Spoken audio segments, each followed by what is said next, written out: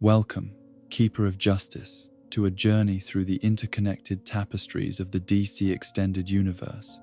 where heroes rise from distant worlds and hidden depths, where the echoes of ancient gods still whisper through modern metropolises. Tonight, we shall explore the complete chronological unfolding of this cinematic realm, from the final days of Krypton to the temporal paradoxes that reshape reality itself. Let the rhythm of cape in wind and the gentle hum of technological marvels carry you into peaceful slumber as we trace every thread of heroism and villainy that has woven this grand narrative. Close your eyes, defender of dreams, and let these tales of hope and sacrifice unfold like the turning pages of history written in starlight and thunder. In the earliest memories of existence, when time itself was young and the universe still dreamed of the forms it might one day take, there arose civilizations whose power and wisdom would echo through millennia, shaping the destiny of worlds yet unborn. These were the ages when gods walked among mortals not as distant observers, but as active participants in the great drama of creation and destruction, when magic flowed as freely as rivers and the boundaries between the possible and impossible had not yet hardened into the rigid laws that would later govern reality. In the land that would one day be called Kandak, during the 26th century before the Common Era, there lived a people who had achieved a harmony between the mystical and the mundane that few civilizations have ever equaled. Their cities rose not through conquest or exploitation, but through understanding of the fundamental forces that connected all living things. Their towers reaching toward the heavens while their roots remained firmly planted in the sacred earth that had nurtured their ancestors for countless generations. Yet, even in this golden age of enlightenment, the seeds of corruption had found fertile ground in the hearts of those who wielded temporal power. The king who ruled over this prosperous realm had allowed the intoxication of authority to poison his soul, transforming what had once been benevolent leadership into the cruel tyranny of a despot who valued his own glory above the welfare of his subjects. The suffering that resulted from his increasingly brutal edicts reached such proportions that the very fabric of reality began to cry out for intervention, for some force that could restore the balance that had been so carelessly destroyed. It was in response to these cries for justice that the Council of Wizards, those ancient guardians of mystical knowledge who had watched over the world since the dawn of consciousness itself, chose to act with unprecedented directness. From among the oppressed population of Kandak, they selected a young slave whose heart burned with righteous fury at the injustices he witnessed daily, whose spirit remained unbroken despite the degradations he had endured, whose capacity for both compassion and strength marked him as worthy of the greatest gift and burden they could bestow. This chosen one, whose birth name was Teth Adam, possessed qualities that transcended the circumstances of his bondage. His intelligence was matched by his courage, his anger at injustice tempered by genuine love for his fellow sufferers, his desire for vengeance balanced by an even deeper longing for true peace and prosperity for all people. In him, the council saw the potential for a champion who could not merely defeat the tyrant king but transform the very nature of power itself, demonstrating that true strength lay not in domination but in service to others. The ritual that transformed Teth Adam from mortal slave to divine champion took place within the Rock of Eternity, that mystical nexus point where all realities converged and the pure essence of magic flowed like liquid starlight. As the ancient words of power were spoken and the cosmic forces aligned in perfect harmony, the young man's mortal form was infused with capabilities that bordered on omnipotence. The wisdom of Solomon granted him understanding that surpassed the greatest philosophers, while the strength of Hercules flowed through muscles that could move mountains. The stamina of Atlas ensured that he would never tire in his mission of justice. The power of Zeus crackled through his fingertips like controlled lightning. The courage of Achilles burned in his heart like an unquenchable flame, and the speed of Mercury carried him across vast distances in the blink of an eye. The return of the newly christened Black Adam to Kandak marked the beginning of a transformation that exceeded even the Council's most optimistic projections. The Tyrant King and his corrupt court were swept away like dust before a hurricane, their palaces crumbling as symbols of oppression gave way to monuments celebrating the dignity and worth of every citizen. The chains that had bound the enslaved were not merely broken but transformed into tools of construction, as the freed people worked together to build a society based on principles of justice, equality, and mutual respect that had never before been achieved on such a scale. For a time that seemed eternal in its perfection, Kandak flourished under Black Adam's protection as a beacon of hope that drew pilgrims and refugees from across the known world. The arts and sciences flourished as never before. Agriculture produced abundance that eliminated hunger, and conflicts were resolved through wisdom rather than warfare. Trade routes established by Kandak's merchants spread not only goods but ideas, carrying the seeds of enlightenment to distant lands where they would take root and grow in forms adapted to local conditions and cultures. Yet the very power that had made this golden age possible contained within it the elements of its own destruction. For the forces that the Council had channeled into Black Adam were not merely superhuman abilities, but fragments of divinity itself, aspects of cosmic authority that no mortal consciousness was truly equipped to wield indefinitely without consequence. The corruption began subtly, manifesting first as impatience with those who seemed slow to understand the wisdom of his reforms, then as irritation with anyone who questioned his methods or suggested alternative approaches to the challenges facing their society. The transformation from protector to oppressor occurred so gradually that even Black Adam himself did not recognize what he was becoming until the process had advanced beyond the point where redemption remained possible through his own efforts.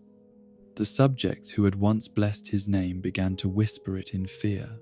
The prosperity that had once been shared equally became concentrated among those who pleased their ruler, and the justice that had once been blind to status or connection became a weapon wielded against any who dared to oppose the will of their increasingly tyrannical champion. The Council of Wizards watched this deterioration with growing alarm and deepening sorrow, for they had genuinely believed that their careful selection process and the purity of Teth Adam's original motivations would prove sufficient protection against the corrupting influence of absolute power.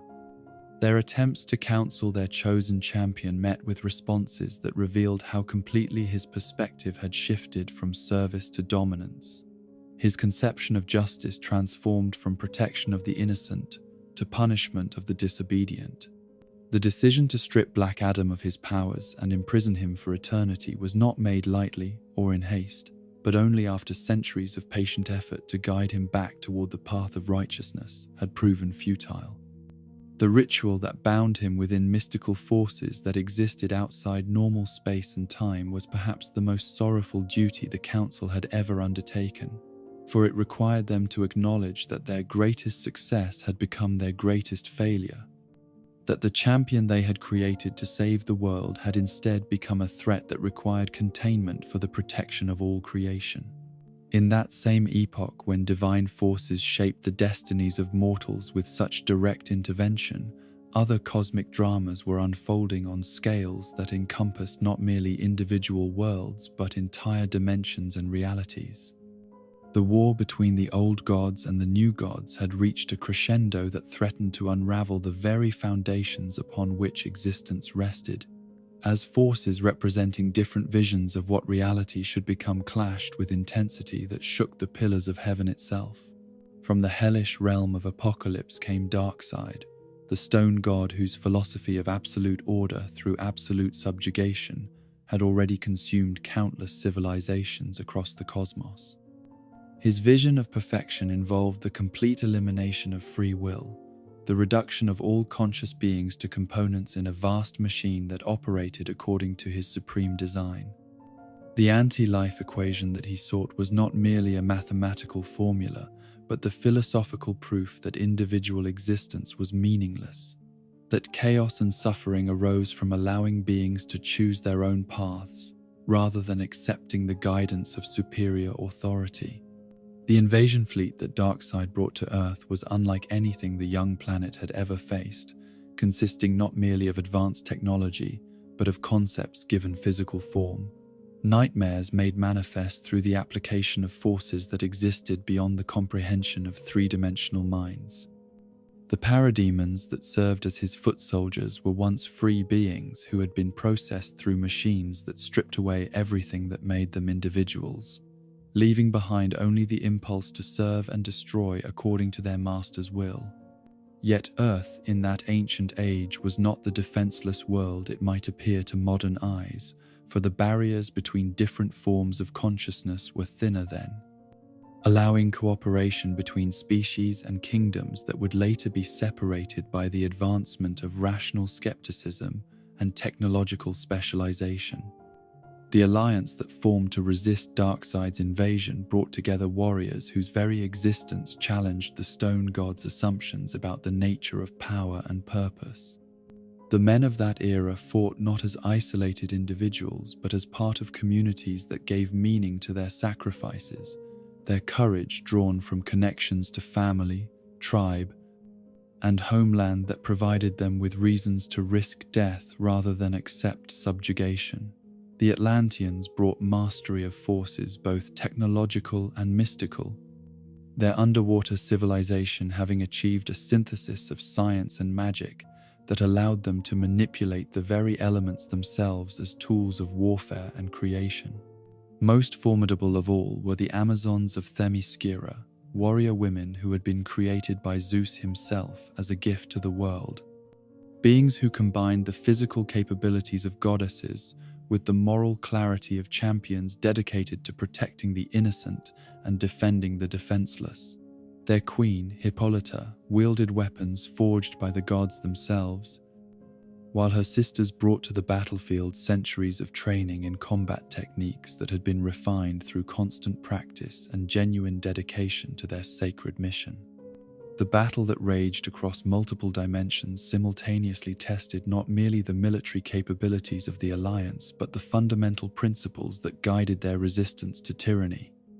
Darkseid's forces were vast and technologically superior, equipped with weapons that could reshape matter at the atomic level and transport vast armies across interstellar distances in moments.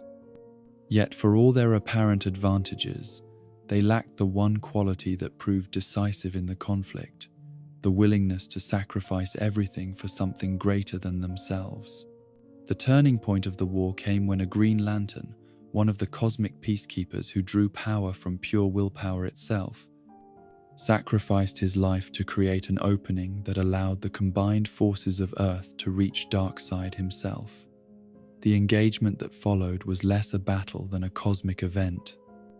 as beings whose power approached that of gods themselves clashed with intensity that reshaped the landscape and created energies that would influence the development of life on Earth for millennia to come. The defeat of Darkseid's invasion force and his retreat to Apocalypse was achieved not through superior firepower, but through the demonstration of principles that his philosophy could not account for or counter. The willingness of mortals to die for their beliefs, the power that emerged from genuine unity rather than enforced conformity, the strength that came from defending others rather than advancing one's own interests, all proved to be forces that the stone god's equations could not calculate or predict.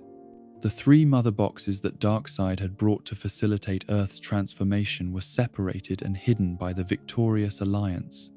each civilization taking responsibility for guarding one of these cosmic artifacts against any future attempt to reunite them. The technology contained within these devices was beyond anything that Earth's inhabitants could comprehend, yet they understood intuitively that their power was too great to be wielded by any single being or nation, that such forces required the wisdom and cooperation of multiple perspectives to be employed safely. The Amazons retreated to Themyscira with their mother box, creating a paradise island where they could perfect their arts of war and governance while remaining ready to emerge should the world again face threats that required their intervention. The Atlanteans took their charge into the depths of the oceans, where they continued to develop their unique synthesis of magic and technology while maintaining watch over the surface world that had become their ally in the Great War. The humans, perhaps recognizing their own limitations most clearly, chose to bury their mother box deep within the earth, creating elaborate safeguards and warnings that would hopefully prevent future generations from accidentally triggering forces they were not prepared to control. The knowledge of what had transpired was preserved in myths and legends, stories that maintained the essential truth while clothing it in forms that each culture could understand and remember. As the immediate threat receded and the Alliance began to dissolve back into its component parts, other cosmic forces were asserting their influence over Earth's developing civilization. The pantheon of gods associated with ancient Greece had taken a particular interest in human development. Viewing these young mortals as their greatest creation and most promising hope for a species that could bridge the gap between divine perfection and mortal struggle.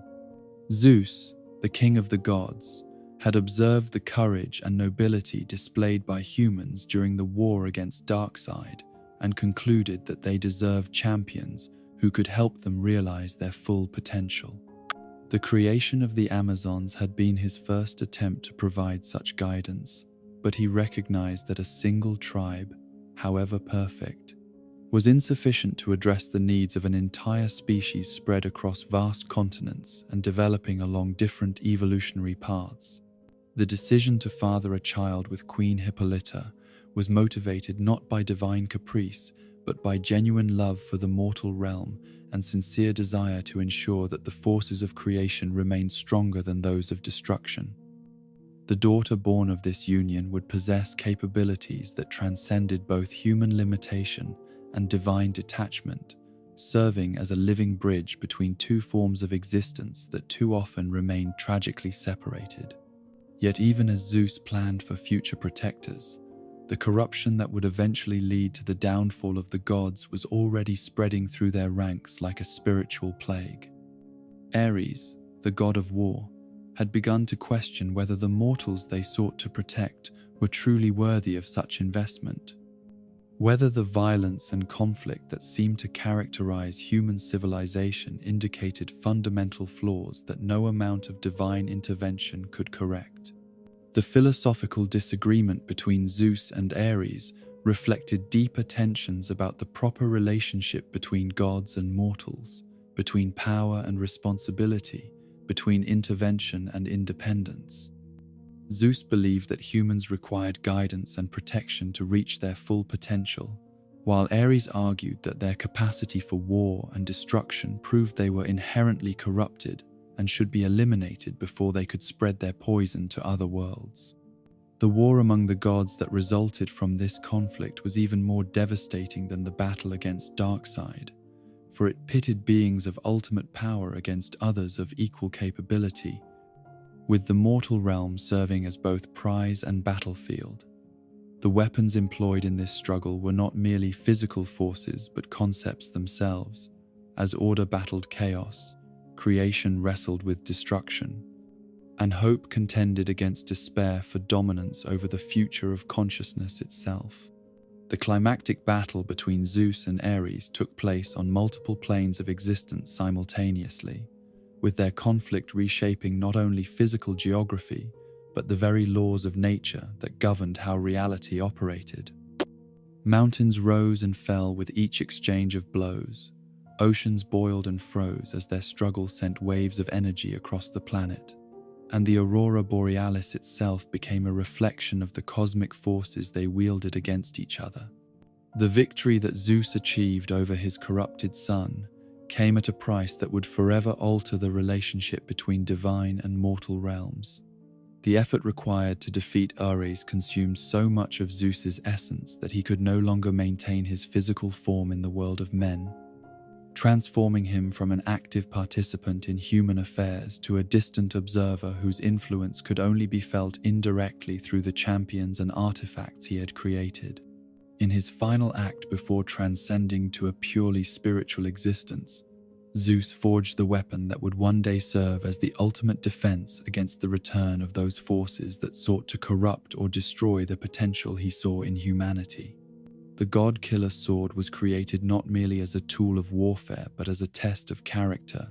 a weapon that could only be wielded effectively by one whose heart remained pure despite possessing the power to destroy gods themselves. The sword's true nature was hidden even from those who might one day need to wield it, disguised as a conventional weapon while containing within its core the concentrated essence of divine justice. Only when faced with threats that transcended mortal capability would its true power be revealed. And only in the hands of one who fought not for personal glory, but for the protection of the innocent, would it prove effective against the immortal enemies it was designed to defeat. The aftermath of the war among the gods left the world fundamentally changed, with magic becoming less reliable and divine intervention more rare as the barriers between different planes of existence solidified into the rigid boundaries that would characterize later ages. The Amazons found themselves increasingly isolated on Themyscira, their mission to guide and protect humanity becoming more difficult to fulfill as the world grew larger and more complex beyond their island paradise. Yet the greatest tragedy of this age was not the withdrawal of the gods, but the gradual forgetting that occurred as human civilization developed and changed. The stories of the Great Alliance and the defeat of cosmic evil were transformed through countless retellings into myths and legends that preserved their emotional truth while losing their historical accuracy. Future generations would remember heroes and monsters, gods and demons, but they would struggle to believe that such beings had ever truly walked among their ancestors. The kingdoms of Atlantis, that great civilization which had bridged the gap between surface and depth, between technology and magic, began to fragment as the weight of their own advancement threatened to overwhelm the foundations upon which their society rested. The pursuit of knowledge and power that had once served to protect their people gradually became ends in themselves, leading to experiments and innovations that prioritized capability over wisdom, achievement over sustainability. The hubris that brought about Atlantis' downfall was not a single catastrophic decision, but rather the accumulated weight of countless smaller choices that gradually shifted the civilization's priorities from harmony to dominance, from cooperation to competition, from service to conquest. The technologies they developed in their underwater cities could have benefited all the peoples of Earth, yet instead they were increasingly focused on projects that served only Atlantean interests and advancement. The catastrophic event that sent Atlantis beneath the waves was both natural disaster and divine judgment. As the forces that the Atlanteans had sought to harness and control finally exceeded their ability to contain or direct them safely, the continent that had been their homeland simply vanished beneath the ocean, taking with it libraries of knowledge and repositories of wisdom that represented millennia of accumulated understanding about the nature of reality itself. The survivors of this cataclysm found themselves scattered across the ocean depths, their once unified civilization fragmented into 7 separate kingdoms that would spend the following millennia developing along different evolutionary paths. Some adapted to life in the deepest trenches, their bodies changing to survive crushing pressures and eternal darkness. Others found homes in coral reefs and coastal waters, maintaining closer connections to the surface world while developing their own unique cultures and capabilities. The Trident of Atlan, that artifact which had served as both symbol and source of Atlantean unity, was lost in the chaos of their civilization's collapse. Hidden away in a location known only to the greatest of their kings, and protected by trials that would test not merely physical capability, but moral worthiness. The legend grew that whoever could claim this weapon would possess the power to reunite the scattered kingdoms and restore Atlantis to its former glory. Yet such reunification would require leadership that transcended the narrow interests of any single group or faction. As the echoes of these ancient dramas faded into memory and myth, the world entered a long twilight period during which the extraordinary became increasingly rare and the miraculous was gradually relegated to the realm of superstition and folklore. The age of gods and heroes seemed to be ending, replaced by an era in which human ingenuity and determination would need to provide whatever protection and advancement the species could achieve. Yet beneath the surface of apparent mundane development, forces were still stirring that would eventually give rise to new champions and new challenges. The mother boxes remained hidden but not inactive, their alien technology slowly influencing the development of human science in subtle ways that would not become apparent for millennia. The children of the gods walked among mortals, their divine heritage dormant but not extinct, waiting for the proper circumstances to awaken and manifest. The Council of Wizards maintained their vigil from the Rock of Eternity, watching over the imprisoned Black Adam while also monitoring the world for signs that new champions might be needed to face threats that purely human effort could not address. The magic they guarded was not diminished by the changing of the ages, but rather concentrated, becoming more potent even as it became less visible to ordinary observation. In the depths of the oceans, the scattered kingdoms of Atlantis continued to evolve and develop, their technologies and cultures growing more sophisticated, even as they lost contact with their common origins and shared purpose. The surface world above them remained largely ignorant of their existence, yet they watched and waited, preparing for the day when the barriers between their realms might once again be breached. The seeds of future heroism were planted in these ancient times, taking root in bloodlines and artifacts, in hidden knowledge and dormant powers that would lie waiting through centuries of apparent quiet before blooming into the age of wonders that was yet to come. The great wheel of cosmic history continued to turn, bringing new challenges and new champions into alignment according to patterns that transcended the understanding of any single generation or civilization. And in the silence between the thunderclaps of cosmic events, in the spaces where legend faded into history and history dissolved into myth, the eternal principles that had guided the first alliance against darkness continued to burn like hidden flames, ready to ignite once more when the world would again face threats that could only be answered by unity, sacrifice, and the unwavering commitment to choose light over shadow, hope over despair, creation over destruction. The decades that followed the Great War's conclusion witnessed transformations in human society that exceeded in scope and rapidity anything that previous generations could have imagined. As technological innovations and social upheavals reshaped not only the physical landscape of civilization, but the fundamental assumptions about progress, morality, and human nature that had guided Western thought for centuries. These were years when the boundaries between the possible and impossible began to blur, when scientific discoveries challenged ancient certainties while also opening doorways to capabilities that bordered on the miraculous. In the industrial heart of America, where steel mills and assembly lines had transformed sleepy agricultural communities into bustling metropolitan centers,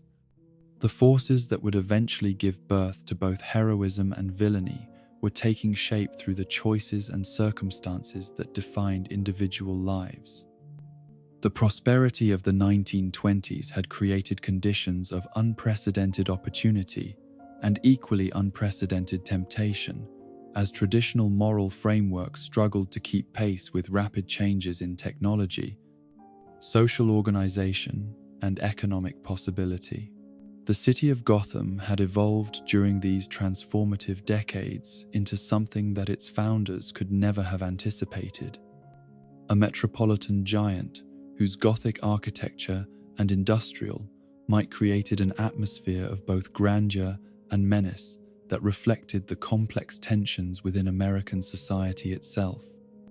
The same technological capabilities that had built magnificent bridges and towering skyscrapers had also created conditions for corruption and criminality on scales that previous generations of law enforcement were unprepared to address. The Wayne family, whose industrial empire had grown to encompass shipping, manufacturing, and financial services that spanned multiple continents, maintained their commitment to philanthropic endeavors and social responsibility, even as the complexities of modern business created pressure to prioritize profit over principle. The hospitals, schools, and cultural institutions that bore the Wayne name continued to serve as beacons of hope within communities that might otherwise have been consumed by the despair and violence that plagued urban centers throughout the industrialized fronting world. Thomas Wayne, whose birth in 1951 had coincided with the beginning of America's emergence as a global superpower, embodied the finest qualities of his family's tradition while also adapting to the unique challenges and opportunities of his era. His education at the nation's most prestigious universities had been supplemented by practical experience in the family business, creating a perspective that combined theoretical knowledge with real-world understanding of how economic and social systems actually functioned, rather than how they were supposed to operate according to textbook descriptions. The medical career that Thomas pursued alongside his business responsibilities reflected his genuine desire to use his advantages and capabilities in service of others, rather than merely accumulating wealth or social status for their own sake. His innovations in surgical technique and hospital administration saved countless lives, while also demonstrating that excellence in professional endeavors was compatible with broader commitments to community welfare and social justice. Martha Kane's marriage to Thomas Wayne in the early 1970s brought together two family legacies that shared common values while contributing different strengths and perspectives to their joint endeavors. The Kane family's involvement in philanthropic activities and social reform movements complemented the Wayne tradition of industrial leadership and technological innovation, creating a partnership that influenced Gotham's development in directions that prioritized human welfare over mere economic efficiency. The charitable foundation that Thomas and Martha established during their early years of marriage became a model for philanthropic organizations throughout the country, demonstrating how private wealth could be employed systematically to address social problems that government programs seemed unable to solve effectively. Their approach to charity emphasized long-term solutions rather than temporary relief, education rather than dependency, and community involvement rather than top-down administration by distant bureaucrats. The birth of Bruce Wayne in 1974 occurred during a period when American society was grappling with fundamental questions about authority, responsibility, and the proper relationship between individual freedom and collective security. The Watergate scandal had shattered public confidence in governmental institutions, while economic difficulties and social unrest created an atmosphere of uncertainty and anxiety that affected even the most privileged families and secure communities. The early years of Bruce's childhood were marked by the kind of advantages that wealth and social position could provide, yet his parents' commitment to ensuring that privilege was balanced by responsibility created an upbringing that emphasized moral development alongside intellectual and physical education. The tutors and instructors who were responsible for Bruce's early education were selected not merely for their expertise in academic subjects, but for their character and commitment to instilling values that would guide the boy throughout his life. The Wayne family's regular attendance at Gotham's cultural events and civic ceremonies was not mere social obligation, but genuine engagement with the community that their business enterprises served and upon which their prosperity depended. Bruce's exposure to opera, theatre, and classical music was accompanied by visits to the family's charitable institutions and conversations with individuals from all levels of society. creating an understanding of human nature that transcended the narrow perspectives that often characterized the wealthy elite. The tragic events of April 10th, 1981, unfolded with the random brutality that characterized urban crime in an era when traditional social structures were breaking down under pressure from economic inequality, drug trafficking, and the proliferation of weapons that made violence more deadly and more common than previous generations had experienced. The evening that would forever alter the trajectory of Bruce Wayne's life began as a celebration of family unity and shared cultural appreciation. Yet it ended in senseless destruction that demonstrated how quickly civilized existence could dissolve into chaos. The decision to attend the premiere of Excalibur at the Monarch Theatre reflected Thomas and Martha Wayne's commitment to supporting Gotham's cultural institutions while also providing their young son with exposure to stories and themes that would expand his imagination and moral understanding. The Arthurian legend that provided the film's narrative framework spoke to timeless concerns about leadership, justice, and the proper use of power that resonated with values the Wayne family had always championed.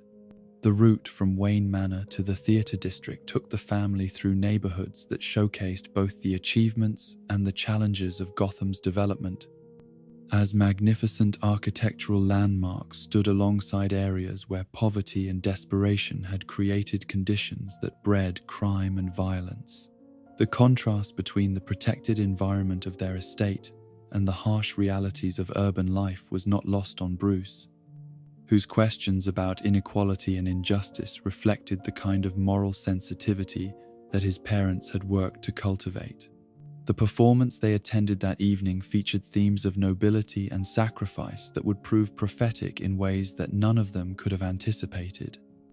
As the story of a legendary king who united a fractured realm through wisdom and courage paralleled challenges that Bruce would eventually face in his own battle against forces that threatened to tear apart the social fabric of his beloved city. The music and drama that unfolded on stage provided a temporary escape from the complexities of modern life, while also connecting the audience to eternal truths about heroism and moral responsibility. The decision to leave the theatre through the side entrance rather than the main lobby was motivated by Thomas Wayne's desire to avoid the crowds and social obligations that would have accompanied a more public exit. Yet this choice inadvertently led the family into Park Row, a transitional area where Gotham's cultural district bordered on neighborhoods that had been claimed by criminal enterprises and abandoned by effective law enforcement. The man who confronted the Wayne family in Crime Alley possessed the kind of desperation that economic hardship and social decay had created throughout urban America. Yet his choice to resort to armed robbery rather than seeking legitimate assistance reflected moral failures that were individual as well as systemic. The weapon he carried was one of thousands that had flooded American cities as manufacturers found profitable markets among criminal organizations and disturbed individuals who viewed violence as a solution to problems that required patience and effort to address properly. The confrontation that followed unfolded with the terrifying speed that characterized random street crime, as rational discourse and civilized negotiation proved impossible when faced with someone whose judgment had been impaired by drugs, desperation, or the kind of moral corruption that transformed human beings into predators who viewed their fellow citizens as prey.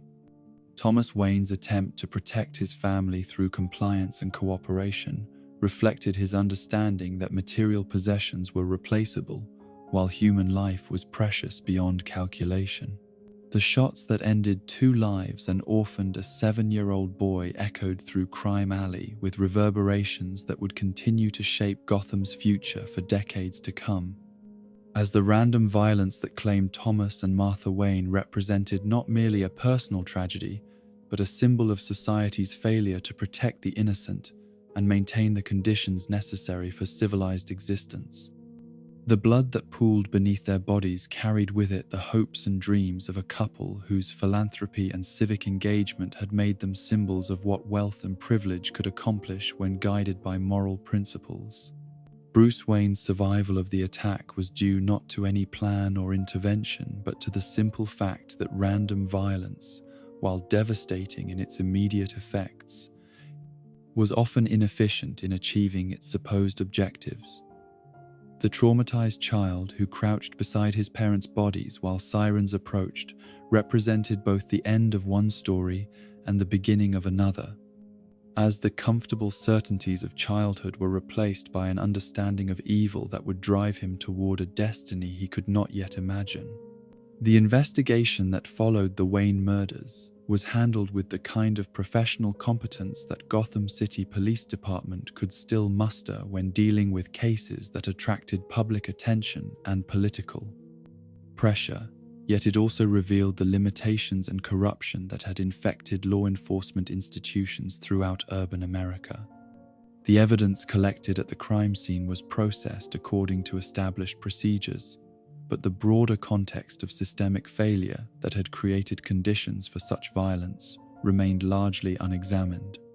The funeral that honored Thomas and Martha Wayne drew attendees from across the country and around the world, as their philanthropic activities and social contributions had touched lives far beyond Gotham's boundaries. The ceremony provided an opportunity for public mourning and communal support that helped the city begin to process the shock of losing two individuals who had represented the best possibilities of American leadership and civic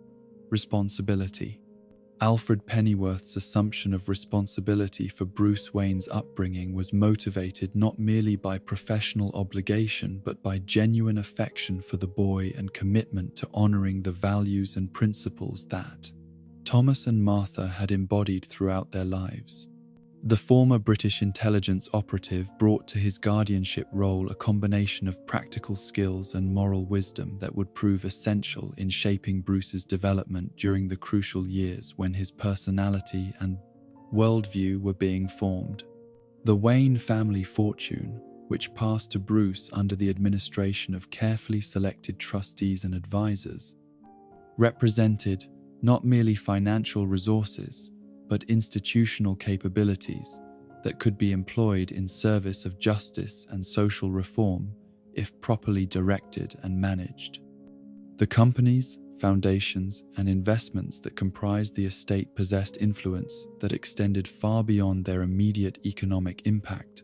creating opportunities for positive change that would require wisdom and patience to realize effectively.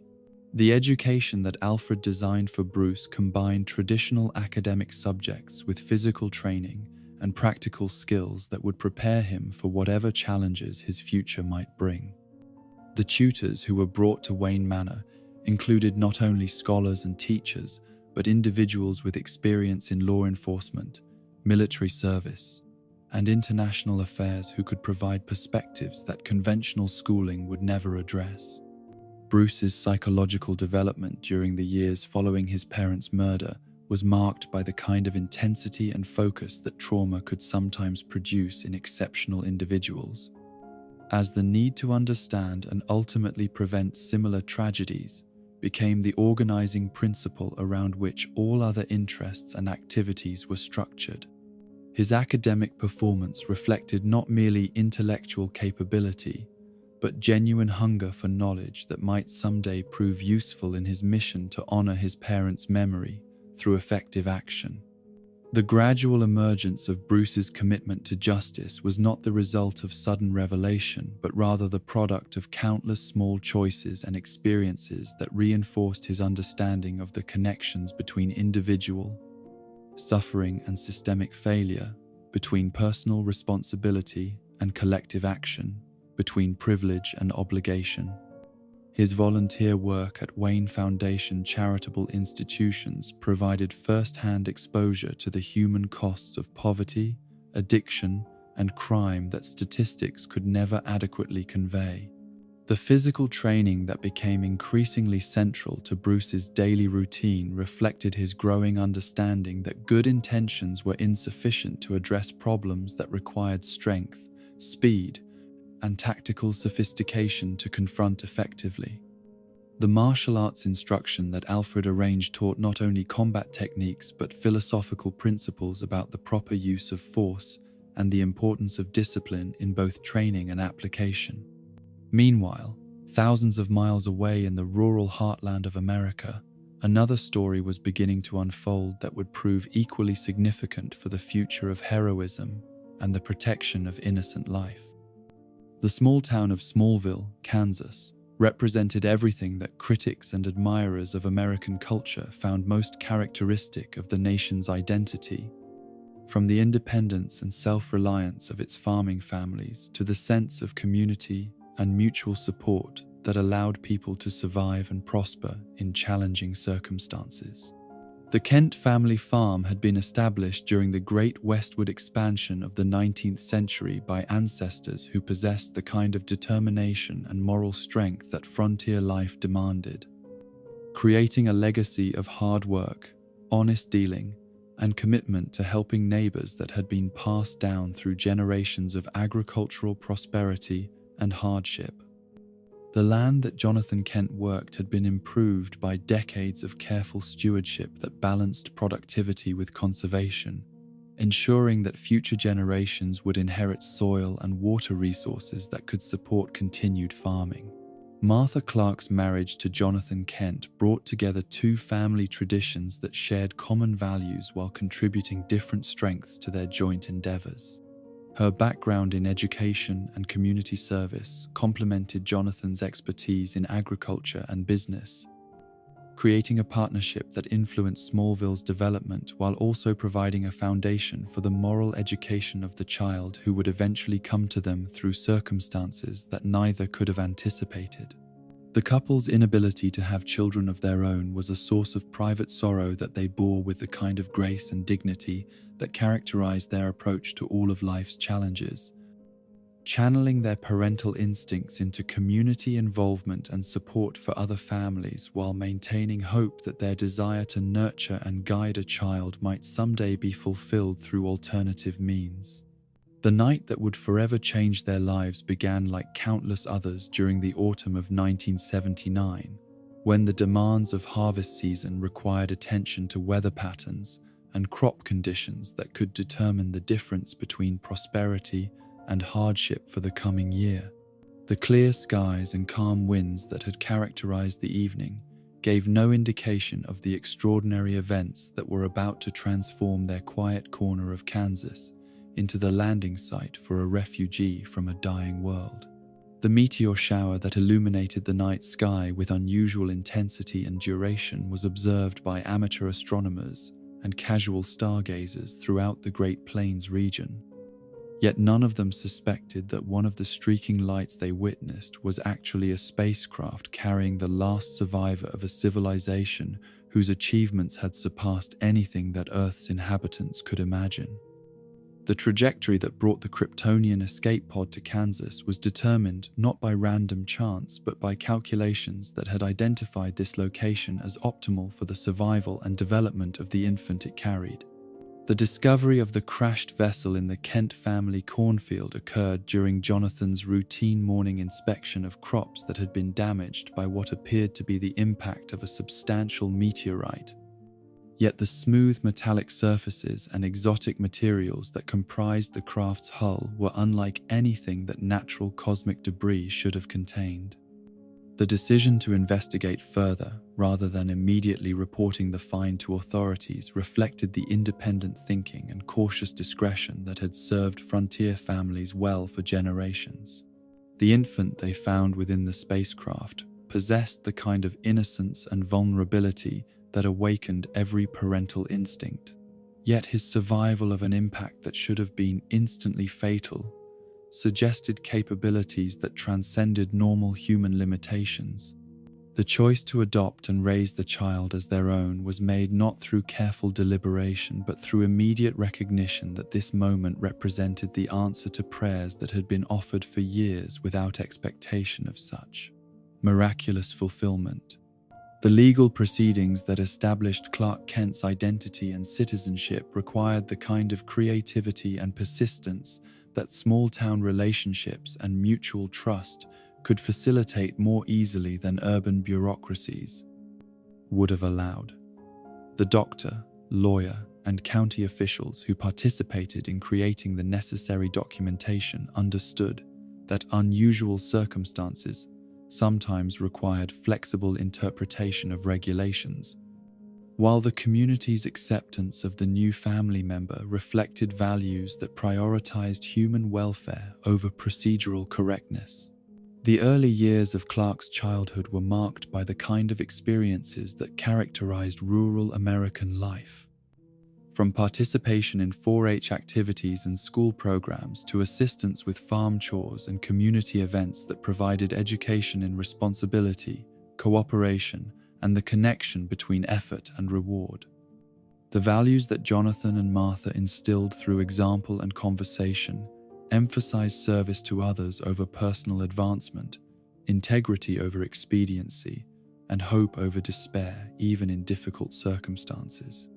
The first manifestations of Clark's extraordinary capabilities occurred gradually and were initially dismissed as coincidences or misperceptions, as his enhanced strength and speed could be attributed to exceptional natural gifts rather than evidence of fundamentally different physiology. The protective instincts that led him to prevent accidents and assist in emergencies were encouraged by his adoptive parents as expressions of moral character rather than indications of his alien heritage. The school bus incident of October 19, 1992 represented Clark's first major heroic action and his parents' first clear recognition that their son possessed abilities that exceeded human norms by margins that could not be explained through conventional understanding of human potential. The decision to dive into the river to rescue his classmates was made without hesitation or calculation, reflecting moral instincts that had been nurtured through years of guidance about the importance of protecting those who could not protect themselves. The aftermath of the rescue operation required careful management to avoid drawing attention that might threaten Clark's safety or expose him to scrutiny that could prove dangerous for the entire family. The explanation that official reports attributed the success to multiple children working together rather than individual heroics satisfied public curiosity while protecting the secret that would become increasingly difficult to maintain. As Clark's abilities continued to develop and manifest in more dramatic ways, Jonathan's revelation of Clark's true origins represented one of the most difficult conversations that any parent could face, as the necessity of sharing information that would fundamentally alter the boy's understanding of his identity was balanced against the desire to preserve the sense of belonging and security that adoption had provided. The spacecraft that had been carefully preserved in the barn served as tangible evidence of truths that might otherwise have seemed like fantasy or delusion. The message from Jor-El that Clark eventually received through Kryptonian technology provided answers to questions about his capabilities and heritage, while also establishing a mission and purpose that would guide his development toward the heroic destiny that his biological father had envisioned. The holographic consciousness that spoke to Clark carried not merely information but wisdom gained through the experience of a civilization that had achieved greatness before destroying itself through failures of judgment and moral responsibility. The tornado that claimed Jonathan Kent's life in April 1997 was not supernatural intervention or cosmic justice, but rather the kind of random natural disaster that characterized life on the Great Plains, where weather patterns could shift from peaceful to deadly with little warning. The decision that led to Jonathan's death was characteristic of his moral nature, as he risked his own safety to rescue the family dog rather than allowing a beloved pet to suffer needlessly. Clark's inability to save his adoptive father without revealing his powers represented the first major moral crisis of his developing heroic identity, as the choice between preserving his secret and preventing tragedy forced him to confront limitations that were not physical but ethical. The lesson that Jonathan's sacrifice taught about the importance of maintaining principles even at personal cost would influence every subsequent decision Clark made about when and how to employ his extraordinary capabilities. The grief that followed Jonathan's funeral was complicated by Clark's growing awareness of his responsibilities as the sole possessor of abilities that could prevent suffering and save lives.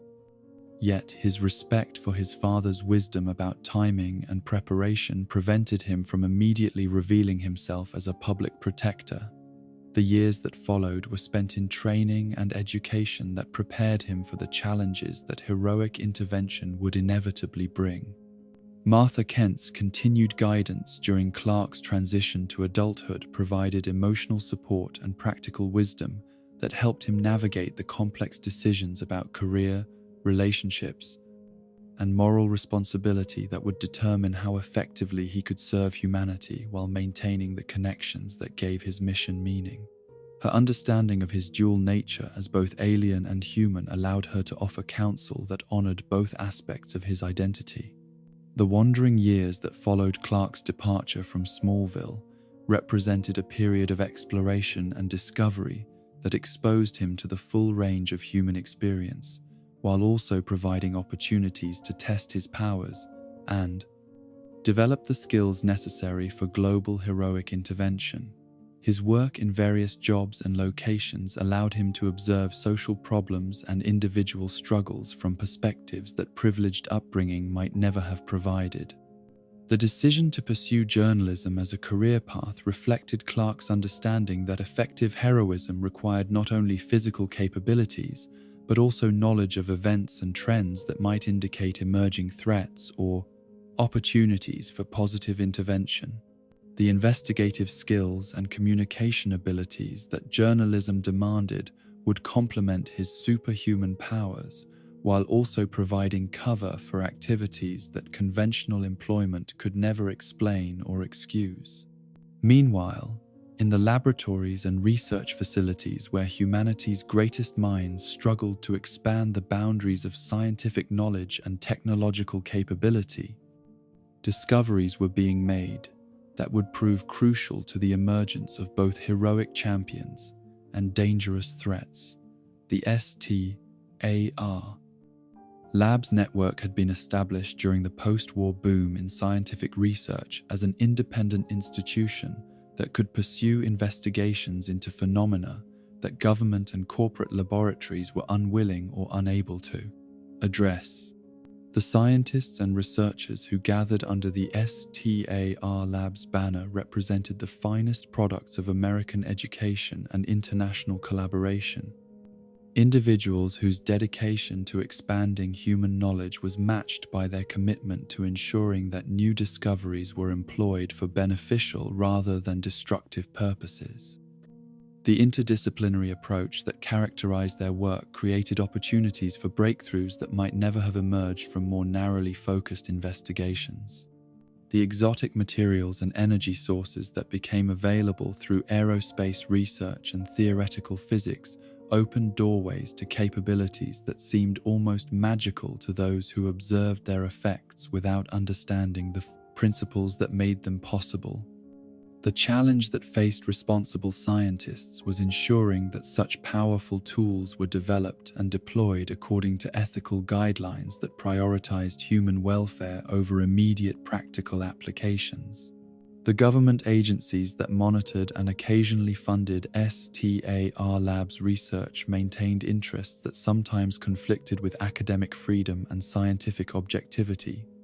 As military and intelligence priorities created pressure to weaponize discoveries that had been intended for peaceful purposes, the tension between public benefit and national security created ethical dilemmas that would become more acute as the pace of technological advancement accelerated. The LexCorp empire that Lionel Luthor had built through decades of aggressive expansion and strategic acquisition represented a different approach to scientific research and technological development, one that prioritized commercial applications and competitive advantage over broader social benefits. The company's success in translating laboratory discoveries into marketable products had generated profits that funded further research while also creating dependencies that gave corporate interests influence over scientific priorities. Lex Luthor's education and preparation for eventual leadership of his father's business empire had been designed to produce someone capable of maintaining the company's dominance while also expanding into new areas of pieces. Opportunity that emerging technologies might create. His intelligence and analytical capabilities were matched by ambition and competitive drive that recognized few ethical constraints when business objectives were at stake. The relationship between father and son in the Luthor family was characterized by the kind of manipulation and emotional distance that extreme wealth and corporate pressure often produced. As personal relationships were subordinated to business considerations and family loyalty was measured primarily through contribution to company success, the psychological damage that resulted from this environment would eventually manifest in ways that threatened not only the Luthor legacy, but global security and stability. The research projects that LexCorp pursued during these formative years included investigations into extraterrestrial phenomena and unusual energy sources that government agencies had classified or restricted, creating a database of knowledge that would prove significant when Superman's existence became public. The corporate intelligence network that gathered information about competitors and potential threats would eventually be directed toward understanding and countering the influence of heroes whose moral authority challenged corporate power.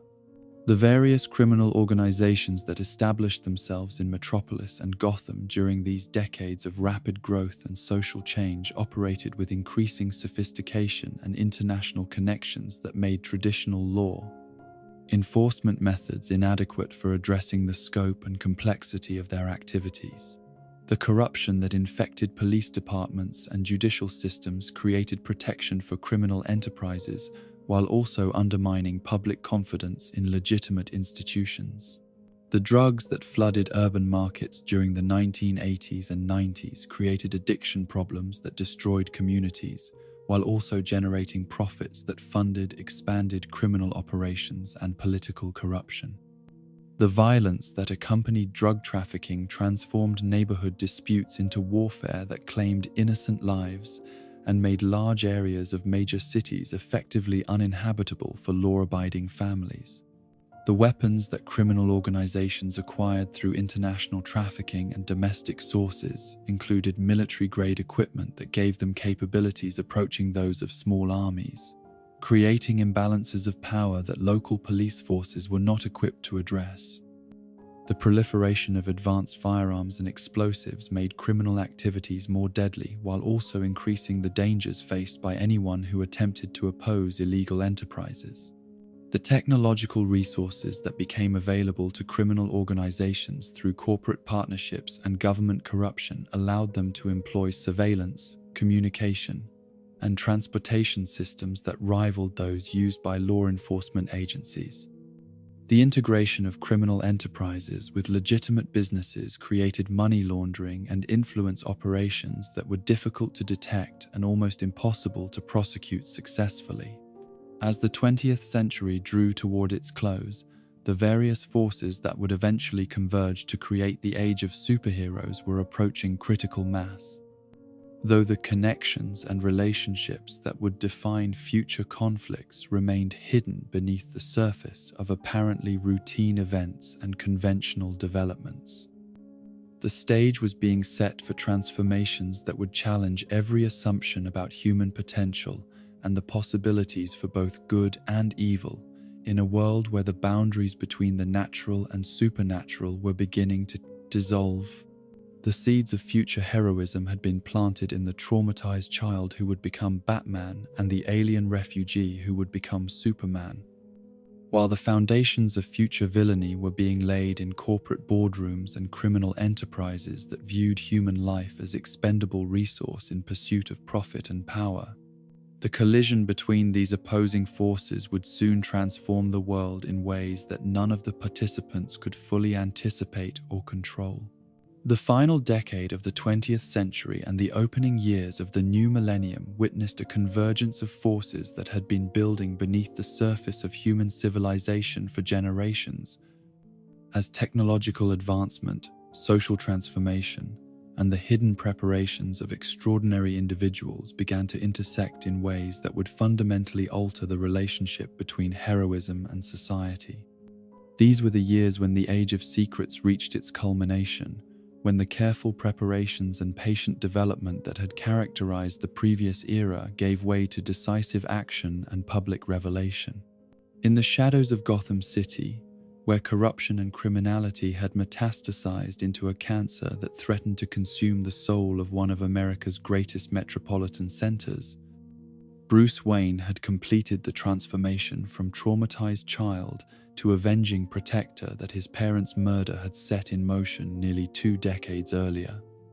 The years of training, study, and preparation that had occupied his adolescence and early adulthood were drawing to a close, as his understanding of both criminal psychology and urban warfare reached levels of sophistication that would allow him to wage effective battle against forces that conventional law enforcement had proven unable to address.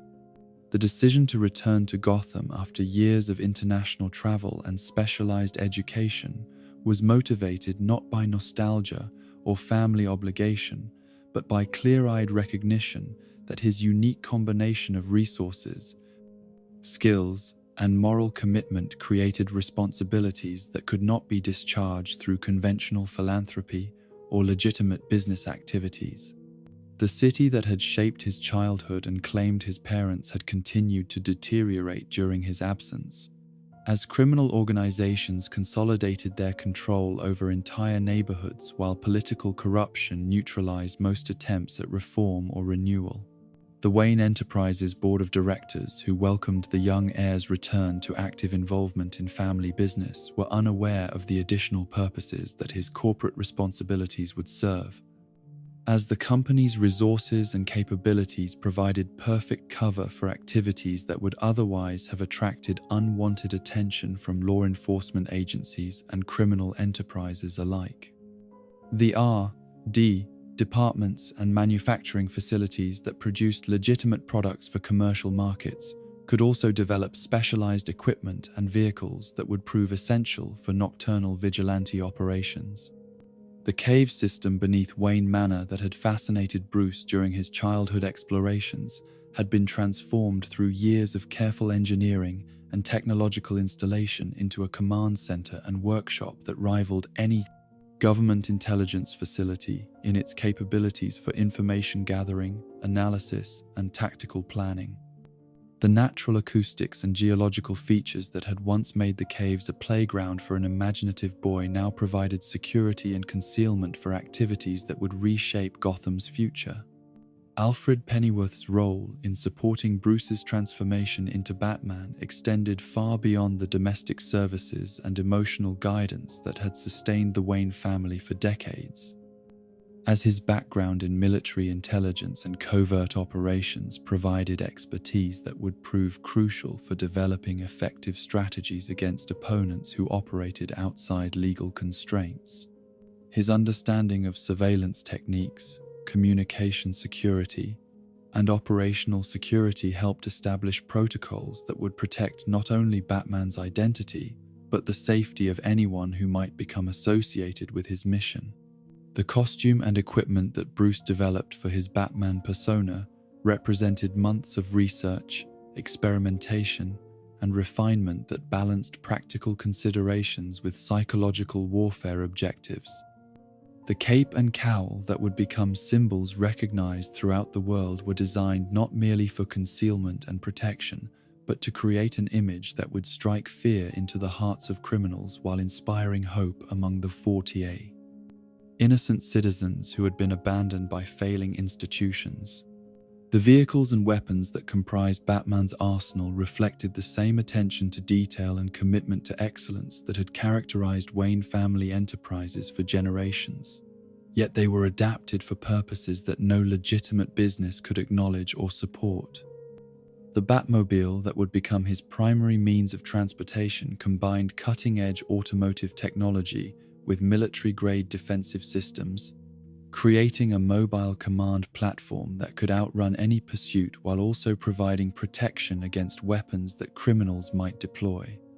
The first criminal enterprises that Batman targeted during his initial nights of vigilante activity were selected not for their prominence or notoriety, but for their vulnerability to the specific tactics and capabilities that he had developed during his years of preparation. The drug dealers, extortionists, and murderers who found themselves confronted by a figure that seemed to emerge from their worst nightmares represented the foot soldiers of larger organizations that would eventually require more comprehensive strategies to defeat.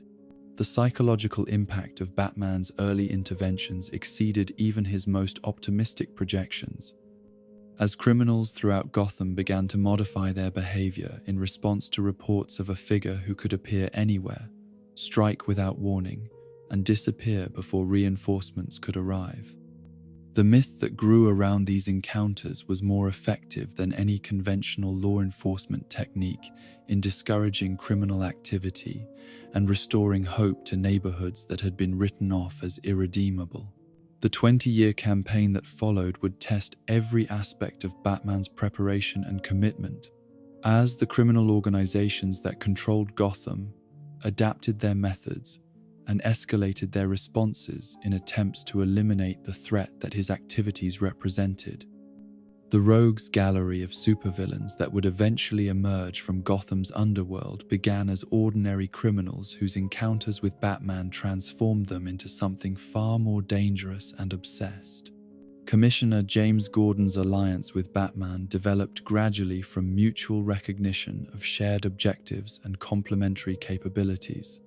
As the honest police official found in the vigilante, a partner who could accomplish things that legal constraints prevented the GCPD from attempting. The signal device that would eventually summon Batman to assist with cases that exceeded conventional law enforcement capabilities represented the formalization of a relationship that had proven beneficial for both partners and the citizens they served. The impact of Batman's activities extended far beyond immediate crime reduction statistics to encompass broader changes in Gotham's political and social climate, as his example inspired other citizens to take more active roles in community protection and civic engagement. The fear that criminals had once inspired in law-abiding residents was gradually replaced by confidence that justice was possible even when official institutions failed to provide it. Meanwhile, thousands of miles away in the quiet farming community of Smallville, Kansas, Clark Kent was approaching his own moment of decisive transition from preparation to action, though the path that led to his emergence as Superman would prove very different from the methodical planning that had shaped Batman's debut. The young man who had spent his adolescence and early adulthood learning to control abilities that exceeded human comprehension, while also developing the moral framework that would guide their employment, was about to face circumstances that would force him to choose between continued anonymity and public heroism. The wandering years that had taken Clark to various locations throughout North America and beyond had provided him with education in human nature and social problems that no formal curriculum could have offered. As his work in manual labor, emergency services, and community assistance exposed him to the full spectrum of both nobility and corruption that characterized human civilization. The oil rigs and construction sites where he had labored alongside ordinary workers taught him about the dignity that came from honest effort, while his volunteer work with relief organizations showed him both the scale of suffering in the world and the potential for organized compassion to address it effectively. The decision to pursue journalism as a career path had been motivated by recognition that his future role as a global protector would require not only physical capabilities, but also understanding of political, economic, and social forces that shaped international events. The Columbia School of Journalism provided him with professional skills and ethical frameworks that would prove essential when his reporting duties and heroic responsibilities began to intersect in complex ways.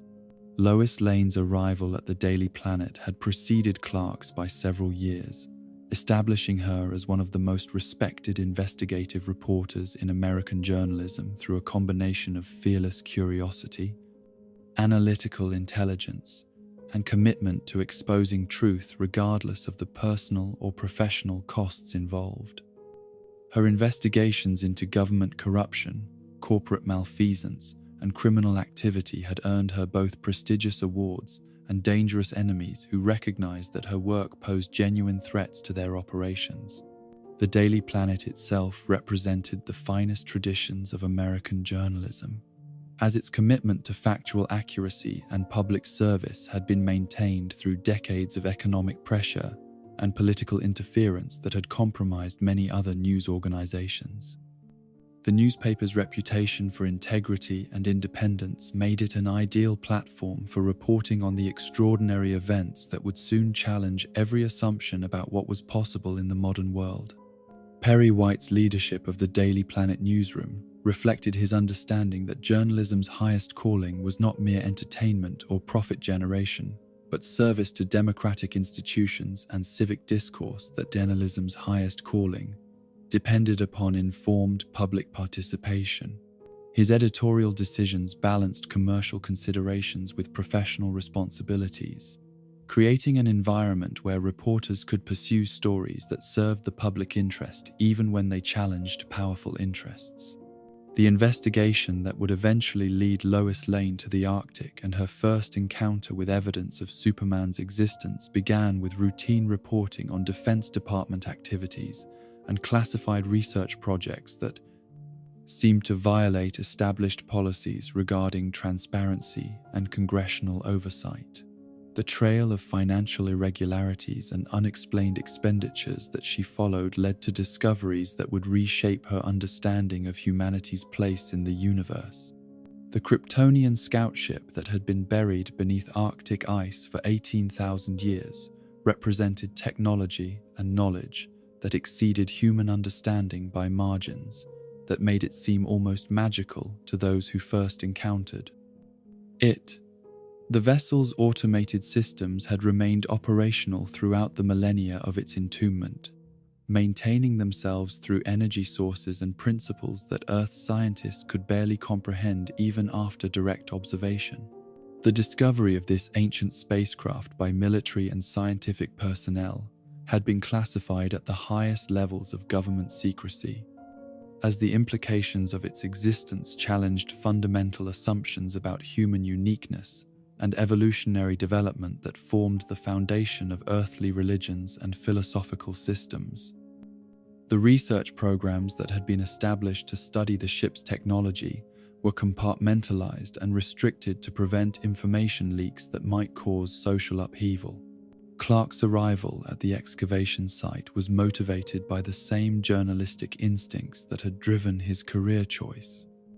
Yet his discovery that the ship's systems responded to his presence in ways that no human could trigger revealed truths about his origins that years of speculation and research had not uncovered. The holographic consciousness of Jor-El that activated when Clark interfaced with Kryptonian technology provided answers to questions that had haunted him since childhood, while also establishing the framework for his future mission.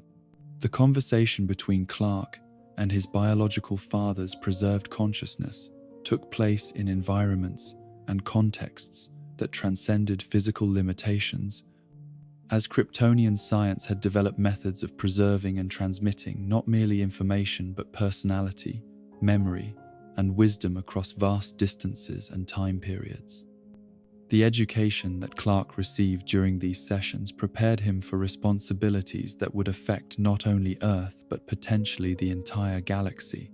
The costume that the ship's systems created for Clark was not merely protective clothing, but a symbol that connected him to the best traditions of Kryptonian civilization, while also adapting to the cultural and aesthetic sensibilities of his adopted world.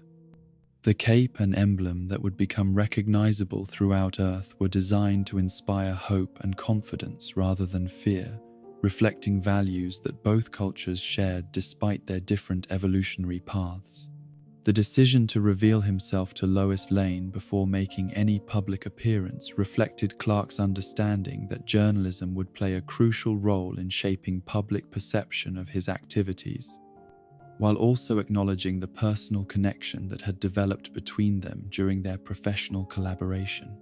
Her integrity and intelligence made her an ideal intermediary between Superman and a world that would struggle to understand and accept the reality of his existence. General Zod's escape from the Phantom Zone and subsequent arrival in Earth's solar system represented the convergence of forces that had been building since Krypton's destruction. As the criminal consciousness that had been imprisoned for decades sought both revenge against the House of El and a new world to rule according to his authoritarian vision. The technology and weapons that Zod's followers brought with them exceeded anything in Earth's defensive arsenal, creating threats that could only be addressed by someone who possessed comparable Kryptonian abilities. The ultimatum that Zod delivered to Earth's governments demanded the surrender of Superman in exchange for sparing the planet's population. Yet the Kryptonian general's true intentions involved the transformation of Earth into a new Krypton regardless of what agreements might be negotiated. The terraforming technology that his forces deployed would have eliminated all existing life while creating atmospheric and geological conditions suitable for Kryptonian colonization. The first public appearance of Superman during his confrontation with Zod's forces represented a moment of revelation that would divide human history into before and after periods. As the existence of beings with godlike powers forced humanity to reconsider its understanding of its place in the cosmos. The battle that raged across Smallville and eventually Metropolis demonstrated capabilities that exceeded the wildest fantasies of science fiction, while also revealing the moral principles that would guide Superman's use of such enormous power. The destruction that accompanied Superman's battle with Zod and his followers was not the result of carelessness or indifference to human life, but rather the inevitable consequence of conflict between beings whose capabilities operated on scales that dwarfed conventional military engagement. The rebuilding efforts that followed would transform both Smallville and Metropolis, while also establishing precedents for how society would adapt to the reality of superhuman conflict. The death of General Zod at Superman's hands represented the first and most traumatic moral crisis of his heroic career, as the necessity of taking a life to prevent countless other deaths forced him to confront limitations and responsibilities that his upbringing had not fully prepared him to handle.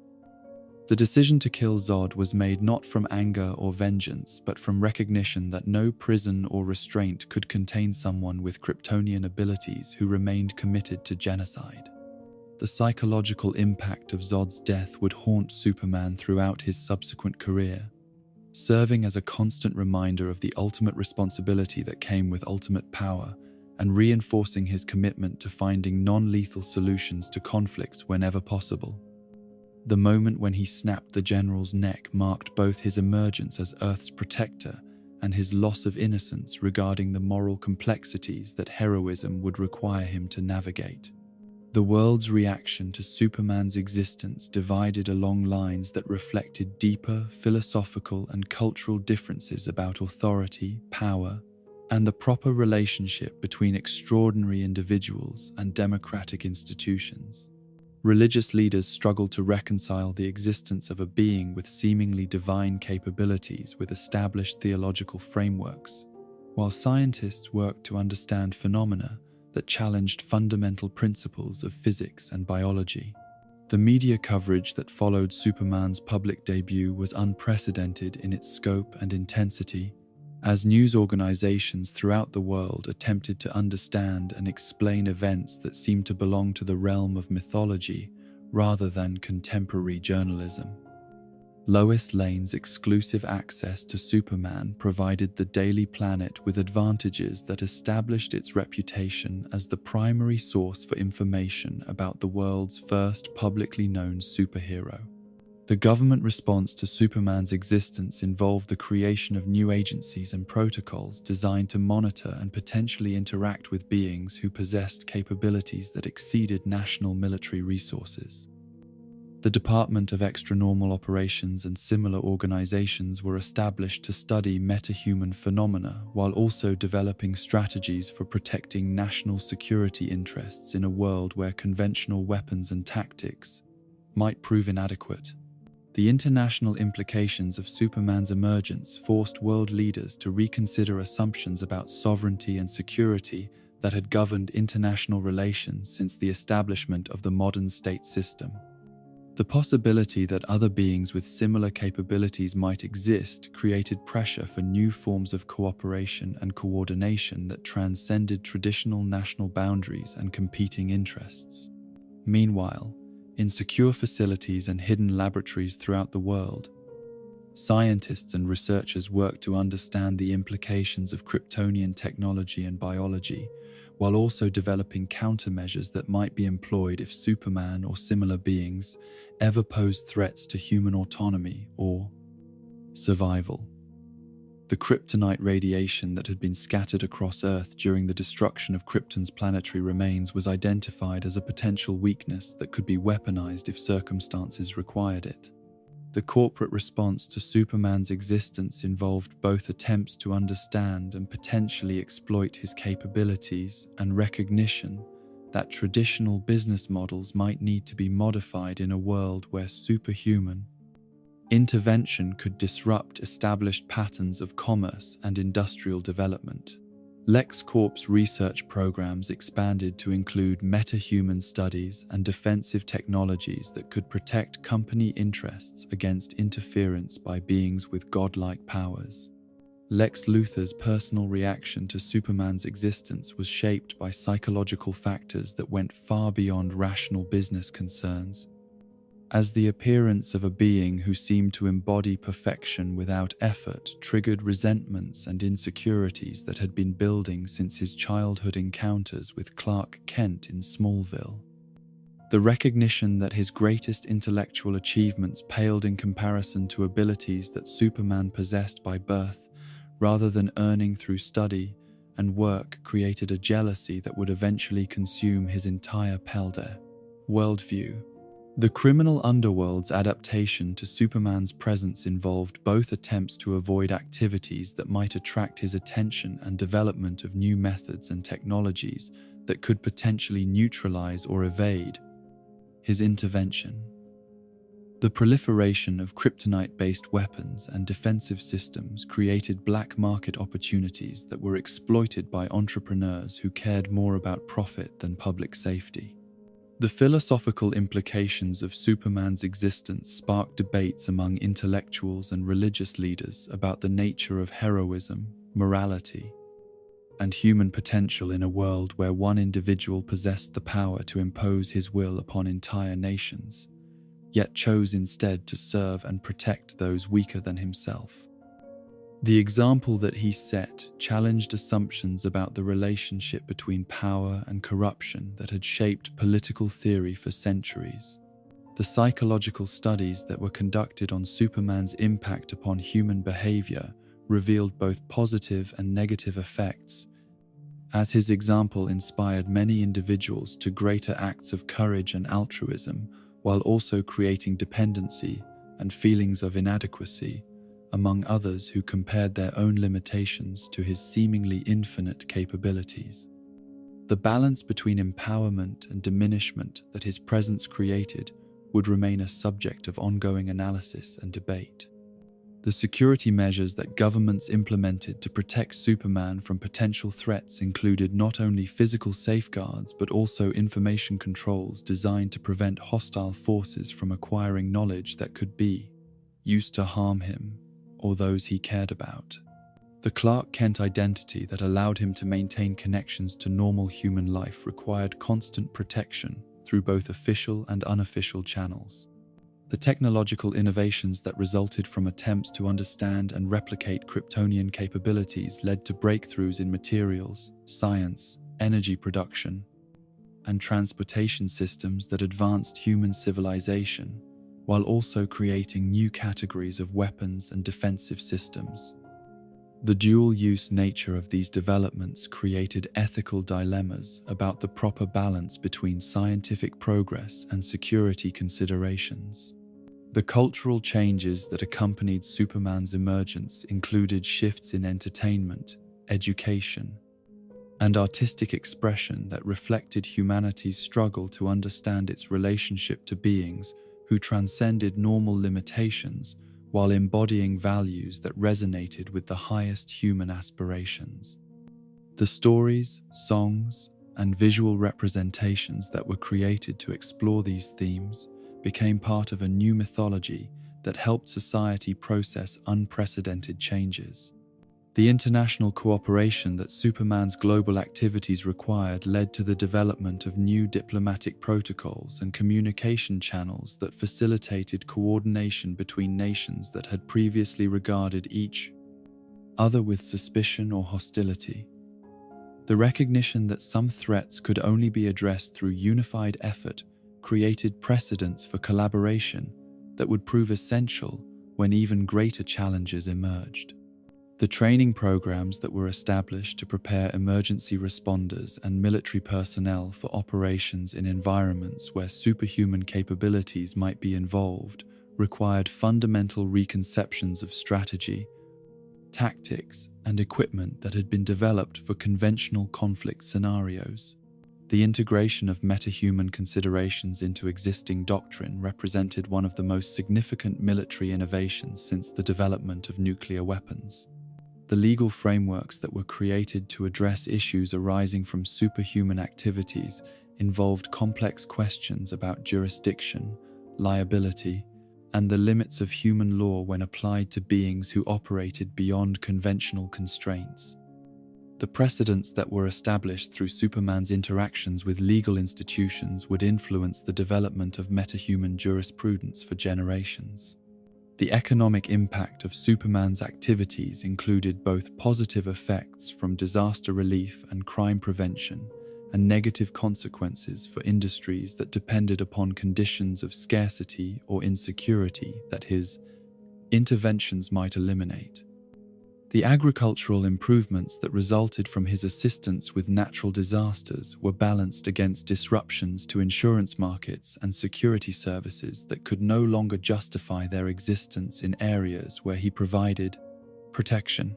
The scientific discoveries that resulted from studying Superman's physiology and capabilities opened new fields of research while also raising ethical questions about consent and privacy that had never been addressed in previous medical or biological studies. The knowledge that was gained about cellular regeneration, energy absorption, and sensory enhancement had applications that could benefit all humanity while also creating potential for abuse by those who gained access to such information.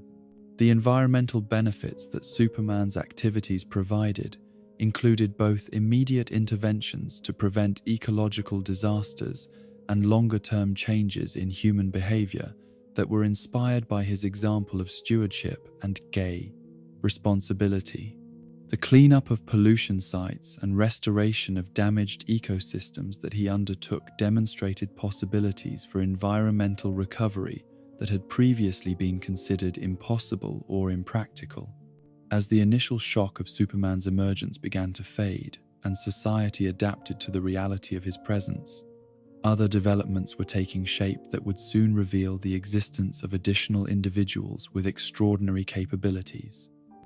The Age of Secrets was ending not with a single revelation, but with a cascade of discoveries that would transform every aspect of human civilization and establish the foundation for conflicts and alliances that would define the future of heroism itself. The stage had been set for the emergence of the Justice League and the dawn of a new era in which humanity would learn that Superman was not unique in possessing abilities that transcended normal limitations, but rather the first of many champions who would rise to meet challenges that no single individual could address alone. The world that had been forever changed by the revelation of the last son of Krypton was about to discover that the Age of Heroes had only just begun. The months that followed Superman's emergence into public consciousness witnessed a transformation in global awareness that exceeded in scope and implications any previous shift in human understanding of reality and possibility. The world that had awakened to find itself inhabited by a being of godlike power struggled to adapt its institutions, belief systems, and fundamental assumptions about the nature of existence to accommodate truths that challenged every framework through which civilization had previously understood its place in the cosmos. Yet, even as humanity grappled with the philosophical and practical implications of Superman's presence, other forces were stirring in the shadows of that same reality, driven by minds that viewed the last son of Krypton not as a protector to be celebrated, but as a threat to be eliminated or controlled. The fear that Superman's existence generated among those who had grown accustomed to wielding power without accountability created desperate alliances and dangerous schemes that would test both his capabilities and his commitment to the principles that guided his heroic mission. In the corporate boardrooms and private laboratories where America's industrial elite pursued their ambitions with ruthless efficiency, the emergence of a being who could not be bought, intimidated, or controlled represented a fundamental disruption to systems of influence and authority that had operated unchallenged for generations. The traditional methods of managing public opinion and government policy seemed inadequate when confronted with someone whose moral authority derived not from wealth or position, but from demonstrated commitment to protecting the innocent and serving the common good.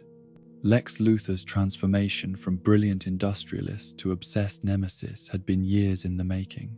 fueled by childhood encounters with Clark Kent that had planted seeds of resentment and inadequacy, which Superman's public debut had brought to full and poisonous flower.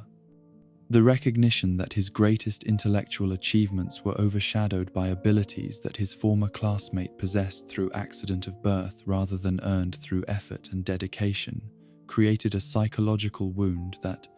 festered into something approaching madness. The resources that LexCorp commanded were vast beyond the comprehension of ordinary citizens, encompassing not merely financial assets but research capabilities, political connections, and international networks that could be mobilized in service of projects that no single individual should have possessed the power to undertake. The transformation of these legitimate business operations into weapons aimed at destroying Superman required careful planning and absolute secrecy, as public revelation of such activities would have destroyed the carefully cultivated image of humanitarian leadership that Luthor had spent decades building. The acquisition of kryptonite samples from government sources and private collectors represented one of the most dangerous developments in the escalating conflict between Luthor and Superman, as the radioactive remnants of Krypton's destruction provided the only known means of neutralizing or harming the last son of Krypton. The network of suppliers and researchers that Luthor established to study and weaponize these materials operated with the kind of compartmentalized security that intelligence agencies employed for their most sensitive operations.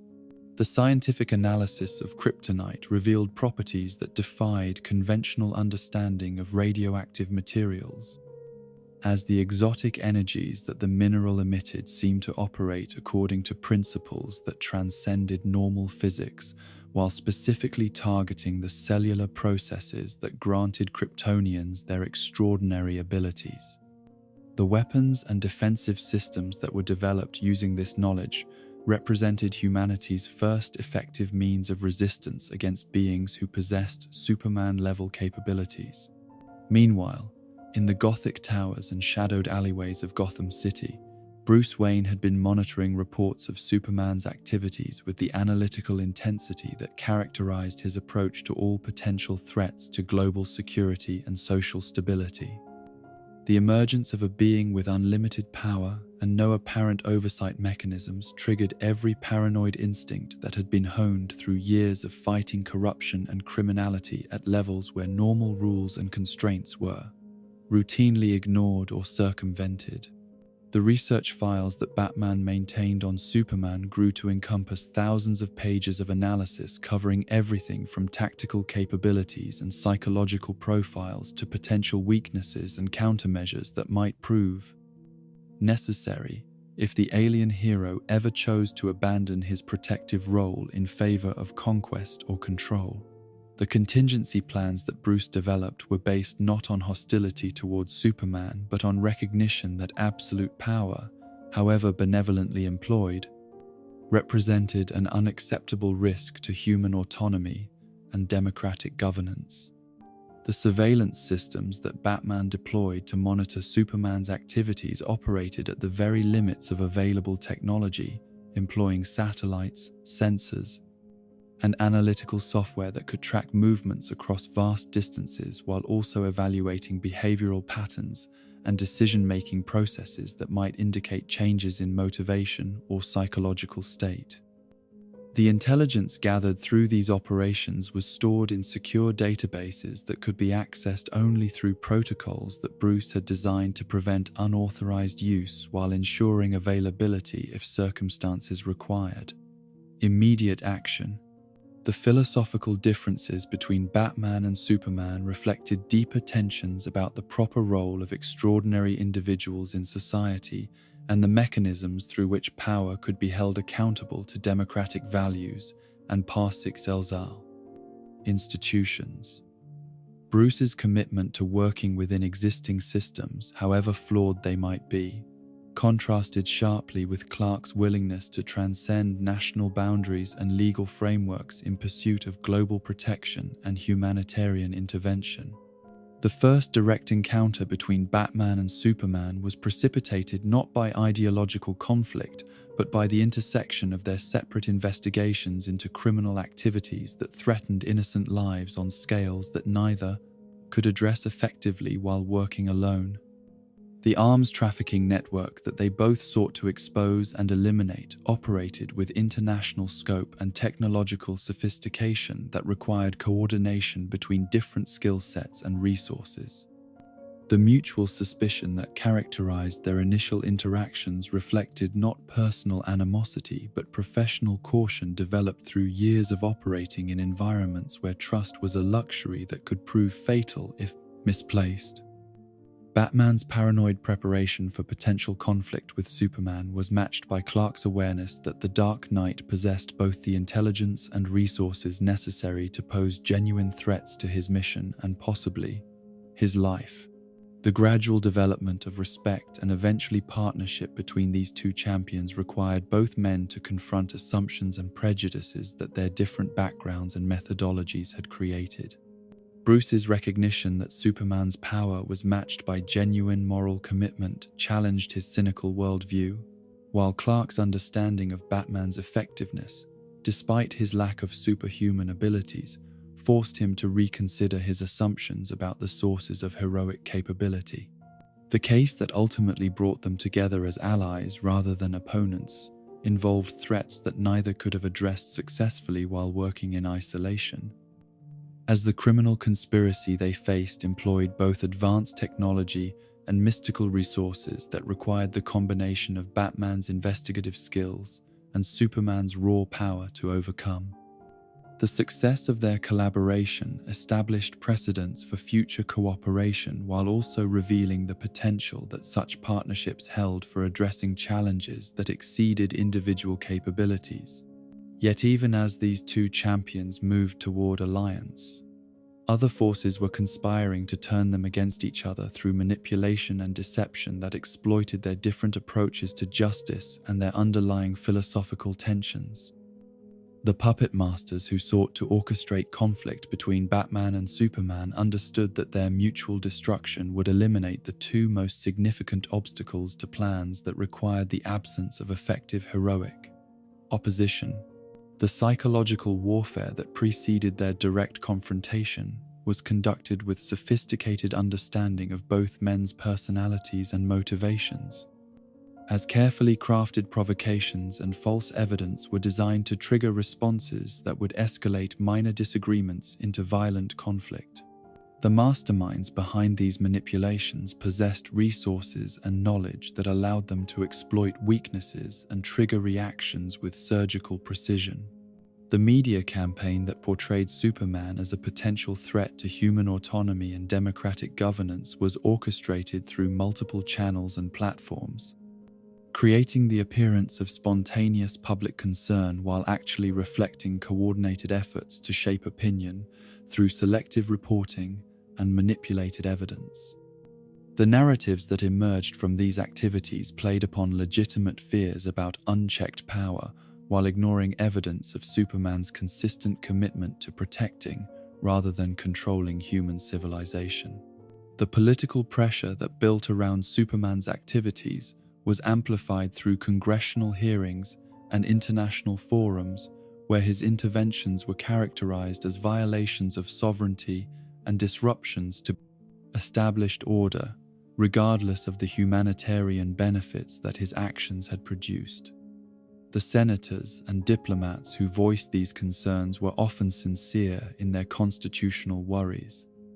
yet their speeches were coordinated and supported by interests that cared more about eliminating obstacles to their own plans than about protecting democratic institutions.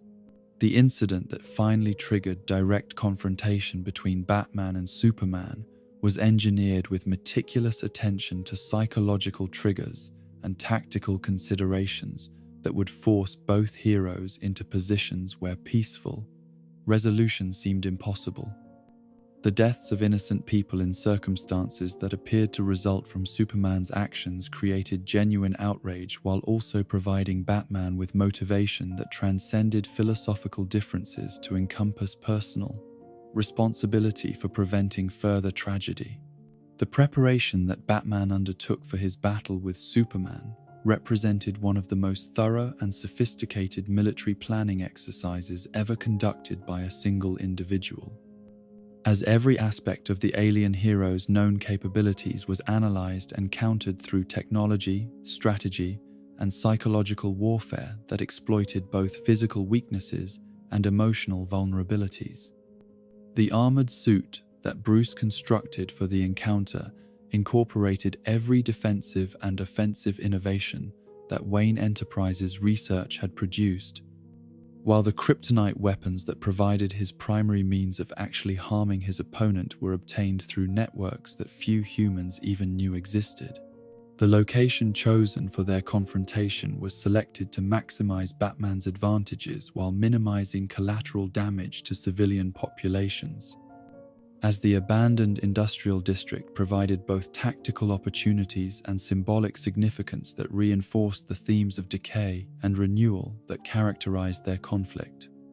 The rain that fell during their battle created atmospheric effects that enhanced the dramatic impact while also affecting visibility and movement in ways that influenced the tactical dynamics.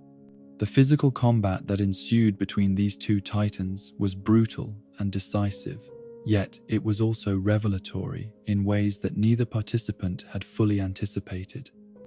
Batman's discovery that Superman could be hurt and potentially killed through the application of kryptonite radiation was matched by Clark's recognition that Bruce's hatred was not personal but principled, driven by genuine concern for humanity's future rather than mere jealousy or ambition.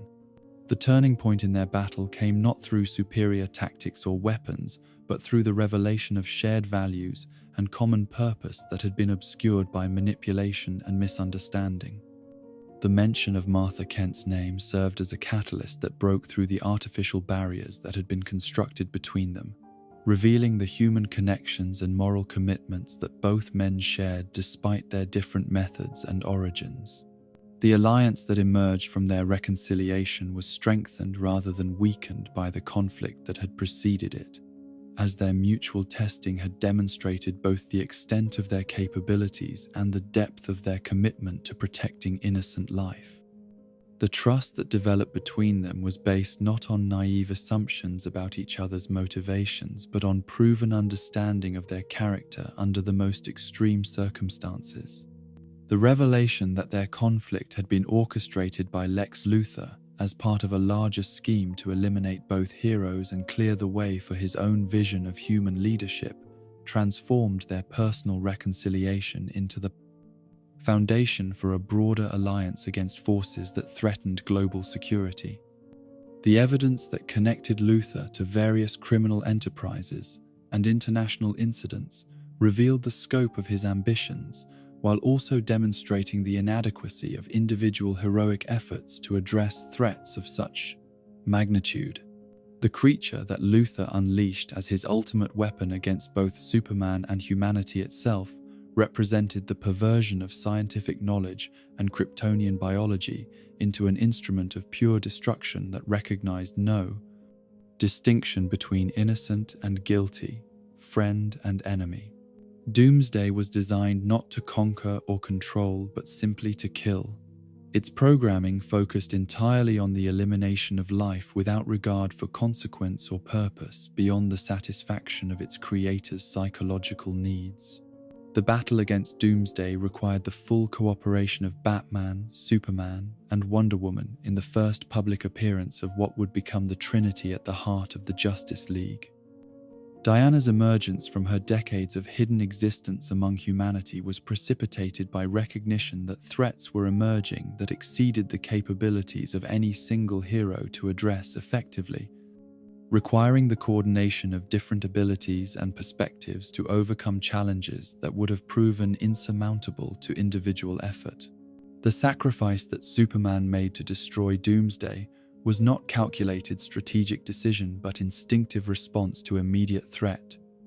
as his willingness to give his own life to protect others demonstrated the genuineness of his commitment to serving humanity rather than ruling it. The death of the last son of Krypton sent shockwaves throughout the world that had come to depend upon his protection, while also creating opportunities for forces that had been held in check by fear of his intervention. The funeral that honored Superman's sacrifice drew mourners from every corner of the globe as world leaders, ordinary citizens, and fellow heroes gathered to pay tribute to someone whose example had inspired millions, while also protecting them from threats they could never have faced alone. The ceremonies provided opportunities for collective grieving while also serving as demonstrations of the unity and shared values that Superman's life and death had helped to foster. The period of mourning that followed Superman's death was marked by increased criminal activity and international tensions, as various antagonistic forces tested whether his protection had been truly essential or merely psychological comfort for populations that were capable of defending themselves. The rise in violence and instability that accompanied his absence provided empirical evidence of the stabilizing influence that his presence had exerted on global affairs. The formation of Task Force 10 during this period of vulnerability represented the government's recognition that conventional military and law enforcement capabilities were insufficient to address threats that operated beyond normal parameters of criminal behavior and international conflict. Amanda Waller's recruitment of imprisoned metahumans and enhanced individuals for dangerous missions reflected pragmatic understanding that extraordinary circumstances required extraordinary measures, regardless of ethical concerns about using criminal assets for governmental purposes. The Enchantress crisis that served as the Suicide Squad's first major operation demonstrated both the potential and the dangers of employing morally compromised individuals in roles that required heroic virtue and moral clarity. The ancient supernatural entity that possessed archaeologist June Moon represented threats that transcended normal categories of criminal behavior or military conflict, requiring responses that conventional forces were not equipped to provide. The battle against Enchantress revealed the complex moral dynamics that would characterize future Suicide Squad operations. As team members whose criminal backgrounds made them expendable assets also possessed human motivations and relationships that created unexpected sources of strength and vulnerability. The redemption arcs that began to develop among squad members during their first mission demonstrated the possibility that even those who had chosen evil might find pathways back to heroism under proper circumstances. The successful completion of their mission against impossible odds established the Suicide Squad as a viable alternative to traditional heroic responses to supernatural and metahuman threats, while also raising questions about the ethical implications of using forced labor and expendable personnel for operations that serve national security interests. The precedent that was established would influence government policy toward metahumans for years to come. Meanwhile, in the depths of the world's oceans, where ancient civilizations had continued to develop along paths that diverged dramatically from surface world priorities and concerns, political tensions were building that would soon force the scattered kingdoms of Atlantis into conflict with the land-dwelling nations that they had observed from hidden distances for millennia. The pollution and exploitation that characterized human interaction with marine environments had reached levels that posed existential threats to underwater peoples whose survival depended upon the ocean's health and stability. Arthur Curry's existence as a bridge between surface and sea had been known to both sides of his heritage for years. Yet his reluctant acceptance of responsibilities that neither world had officially requested or recognized reflected the complex identity issues that characterized individuals whose loyalties were divided between competing communities and value systems. His superhuman abilities marked him as potentially valuable to both Atlantean and human military forces, while his emotional connections to both societies made him reluctant to choose sides in conflicts that seemed to admit no compromise or neutral ground. The revelation of Arthur's royal bloodline and his legitimate claim to the throne of Atlantis created political complications that extended far beyond personal identity issues to encompass questions about sovereignty, inheritance, and the proper relationship between individual merit and hereditary authority. The kingdom that had developed in his absence had adapted to conditions and challenges that he had never experienced, while his surface world perspective provided insights into threats and opportunities that traditional Atlantean leadership had not adequately considered. The quest for the Trident of Atlan that would eventually establish Arthur's authority as Ocean Master required not merely physical capability, but moral development that demonstrated worthiness to wield power that could affect entire civilizations. The trials that protected this ancient artifact tested not only strength and courage, but wisdom and compassion that would be essential for healing the divisions that had fragmented Atlantean society, while also addressing the environmental crises that threatened all ocean-dwelling species. The coronation that followed Arthur's successful completion of the trials established him as the first Atlantean ruler in centuries who possessed both traditional legitimacy and modern understanding of global interconnectedness, creating opportunities for diplomatic initiatives that might bridge the gap between surface and sea-dwelling civilizations. His unique perspective as someone who had lived in both worlds provided him with insights that neither purely human nor purely Atlantean leaders could have possessed. The environmental initiatives that Arthur championed as King of Atlantis represented more than mere policy changes, embodying a fundamental shift in the relationship between technological capability and ecological responsibility that could serve as a model for surface world development. The cleanup projects and conservation efforts that his reign initiated demonstrated possibilities for cooperation between different species and civilizations that shared common interests in planetary stewardship. Yet even as new heroes emerged and existing champions adapted to changing circumstances, the world was being prepared for challenges that would exceed anything that individual heroism could address, requiring coordination and cooperation on scales that had never been attempted in human history. The mother boxes that had remained dormant since the ancient war against Darkseid were beginning to respond to cosmic forces that signaled the approach of threats that would test every alliance and exhaust every resource that Earth's defenders could muster. The resurrection of Superman through mother box technology represented both triumph over death and transformation of the hero whose sacrifice had inspired global unity and purpose.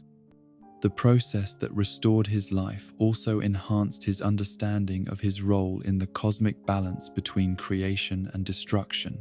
preparing him for responsibilities that would extend far beyond the protection of a single world to encompass the defense of entire realities. The formation of the Justice League emerged not from careful planning or institutional design, but from immediate necessity created by threats that no individual hero could address effectively while working alone. The invasion that Steppenwolf launched as the advance force for Darkseid's return required responses that combined different capabilities and perspectives in ways that created synergies exceeding the sum of individual contributions.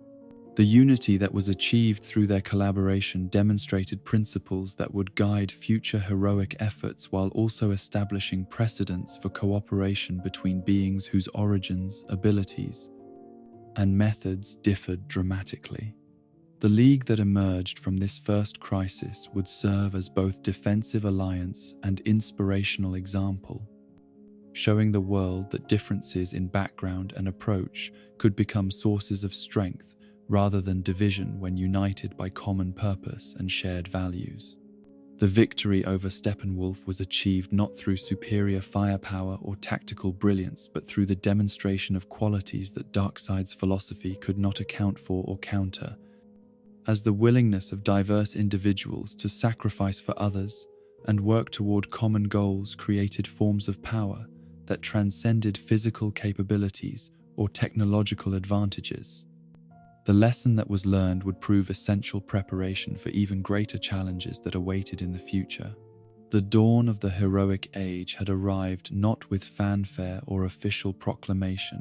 but through the quiet recognition that extraordinary individuals working together could address problems that conventional institutions had proven unable to solve. The world that had been forever changed by Superman's emergence now understood that he had been not an isolated anomaly, but the harbinger of a new era in which humanity would no longer face its challenges alone. The year that followed Superman's resurrection marked a profound transformation in humanity's understanding of its place within the cosmic order, as the revelation that death itself could be overcome through sufficiently advanced technology challenged fundamental assumptions about mortality, sacrifice, and the permanence of heroic legacy that had shaped civilizations since the dawn of consciousness. Yet this miraculous restoration came with complexities and consequences that no one had anticipated, as the process that returned Clark Kent to life also altered his relationship to both his adopted world and his cosmic responsibilities in ways that would influence every subsequent decision and action. The Mother Box technology that had facilitated Superman's resurrection operated according to principles that transcended conventional understanding of biology and physics, drawing upon cosmic forces that connected all living beings across vast distances and dimensional barriers. The energy patterns that flowed through these ancient artifacts carried with them echoes of civilizations that had mastered the relationship between consciousness and matter. Yet, they also bore traces of the conflicts and destructions that had claimed countless worlds throughout galactic history. The chamber beneath Metropolis, where Superman's body had been placed for the resurrection process, became a focal point for energies that had been building since the first Mother Box had arrived on Earth millennia earlier. As the combination of Kryptonian physiology and cosmic technology created resonances that awakened dormant systems across the planet. The transformation that occurred was visible not only in Superman's restored vitality, but also in subtle changes to his understanding of his role as protector and his awareness of threats that existed beyond Earth's atmosphere. The confusion and disorientation that characterized Superman's initial return to consciousness reflected the profound nature of the changes that the resurrection process had wrought upon his neural pathways and sensory capabilities. The memories and experiences that defined his identity remained intact, yet they were now filtered through enhanced awareness of cosmic interconnectedness that made his previous understanding of heroism seem limited and provincial by comparison. The reunion with Lois Lane and Martha Kent provided emotional anchoring that helped Superman navigate the psychological challenges of returning to life while also maintaining connections to the human relationships that gave his mission meaning and purpose. Yet even these most cherished bonds were affected by his expanded consciousness, as his enhanced empathy and cosmic awareness created new forms of understanding that enriched his appreciation for human complexity, while also highlighting the fragility and preciousness of mortal existence. The first meeting of what would become the Justice League core members took place in circumstances of crisis and uncertainty, as Steppenwolf's advance invasion force had already begun establishing strongholds and gathering intelligence about Earth's defensive capabilities, while the planet's greatest heroes struggled to coordinate their individual efforts into coherent collective action. The urgency that brought them together left little time for the careful relationship building and trust development that such a partnership would normally require. Bruce Wayne's recruitment efforts had been complicated by the diverse backgrounds and personalities of the individuals whose cooperation would be essential for addressing threats that exceeded any single hero's capabilities. The millionaire vigilante's systematic approach to forming the team reflected his understanding of tactical requirements and psychological dynamics. Yet it also revealed limitations in his experience with beings whose powers operated according to principles that conventional strategic planning could not adequately address. Diana Prince's emergence from her decades of careful anonymity represented a fundamental shift in her relationship with the modern world, as her decision to reveal herself as Wonder Woman required abandoning the protective isolation that had allowed her to observe human development without directly influencing its course. The responsibilities that came with public heroism were familiar to her from ancient times. Yet the scale and complexity of contemporary global civilization created challenges that her previous experience had not prepared her to address. Barry Allen's recruitment into the team occurred at a crucial moment in his personal development, as the young speedster had only recently begun to understand and control the abilities that connected him to the Speed Force and its infinite possibilities for temporal manipulation and dimensional travel. His enthusiasm for heroic adventure was tempered by awareness of his inexperience and the potential for catastrophic mistakes when operating at speeds that could affect the fundamental structure of reality itself. Arthur Curry's reluctant participation in surface world affairs reflected the complex loyalties and responsibilities that divided his attention between Atlantean political concerns and global threats that transcended the traditional boundaries between sea and land civilizations. His unique perspective, as someone who belonged fully to neither world yet possessed deep connections to both, provided insights that would prove essential for understanding the true nature of the invasion they faced. Victor Stone's transformation into cyborg had occurred under circumstances that left him struggling to understand his new identity as a fusion of human consciousness and alien technology. As the motherbox components that comprised much of his body operated according to principles that he could access, but not fully comprehend. His integration into the team provided technological capabilities that would prove crucial for their mission, while also creating personal challenges that none of his new allies were equipped to address. The intelligence gathering that preceded their direct confrontation with Steppenwolf revealed the scope and sophistication of the threat they faced, as the new god warrior had been systematically weakening Earth's defenses while also seeking the three mother boxes whose unity would facilitate the transformation of the planet into a new apocalypse. The terraforming technology that he commanded could reshape entire continents while also eliminating all existing life forms that were incompatible with his master's vision of perfect order. The first coordinated mission that brought the nascent Justice League together as a fighting force took place in the tunnels beneath Gotham Harbor, where Steppenwolf had established a stronghold that served as both military base and research facility for his studies of human defensive capabilities. The battle that ensued tested not only their individual abilities but also their capacity for cooperation and tactical coordination under extreme pressure. The synergies that emerged from their collaboration exceeded even Batman's most optimistic projections, as the combination of different powers and perspectives created opportunities for creative problem-solving that none of them could have achieved while working alone. Wonder Woman's combat experience and tactical instincts provided leadership and coordination, while Superman's raw power and moral authority served as the focal point around which the others could organize their efforts. The Flash's speed allowed him to serve as both reconnaissance asset and rapid response capability, gathering intelligence and providing support wherever it was needed most urgently, while also learning to coordinate his movements with teammates whose reactions and decision-making processes operated at normal temporal rates. His youth and inexperience were balanced by enthusiasm and willingness to take risks that more cautious heroes might have avoided. Aquaman's strength and durability made him an effective frontline combatant,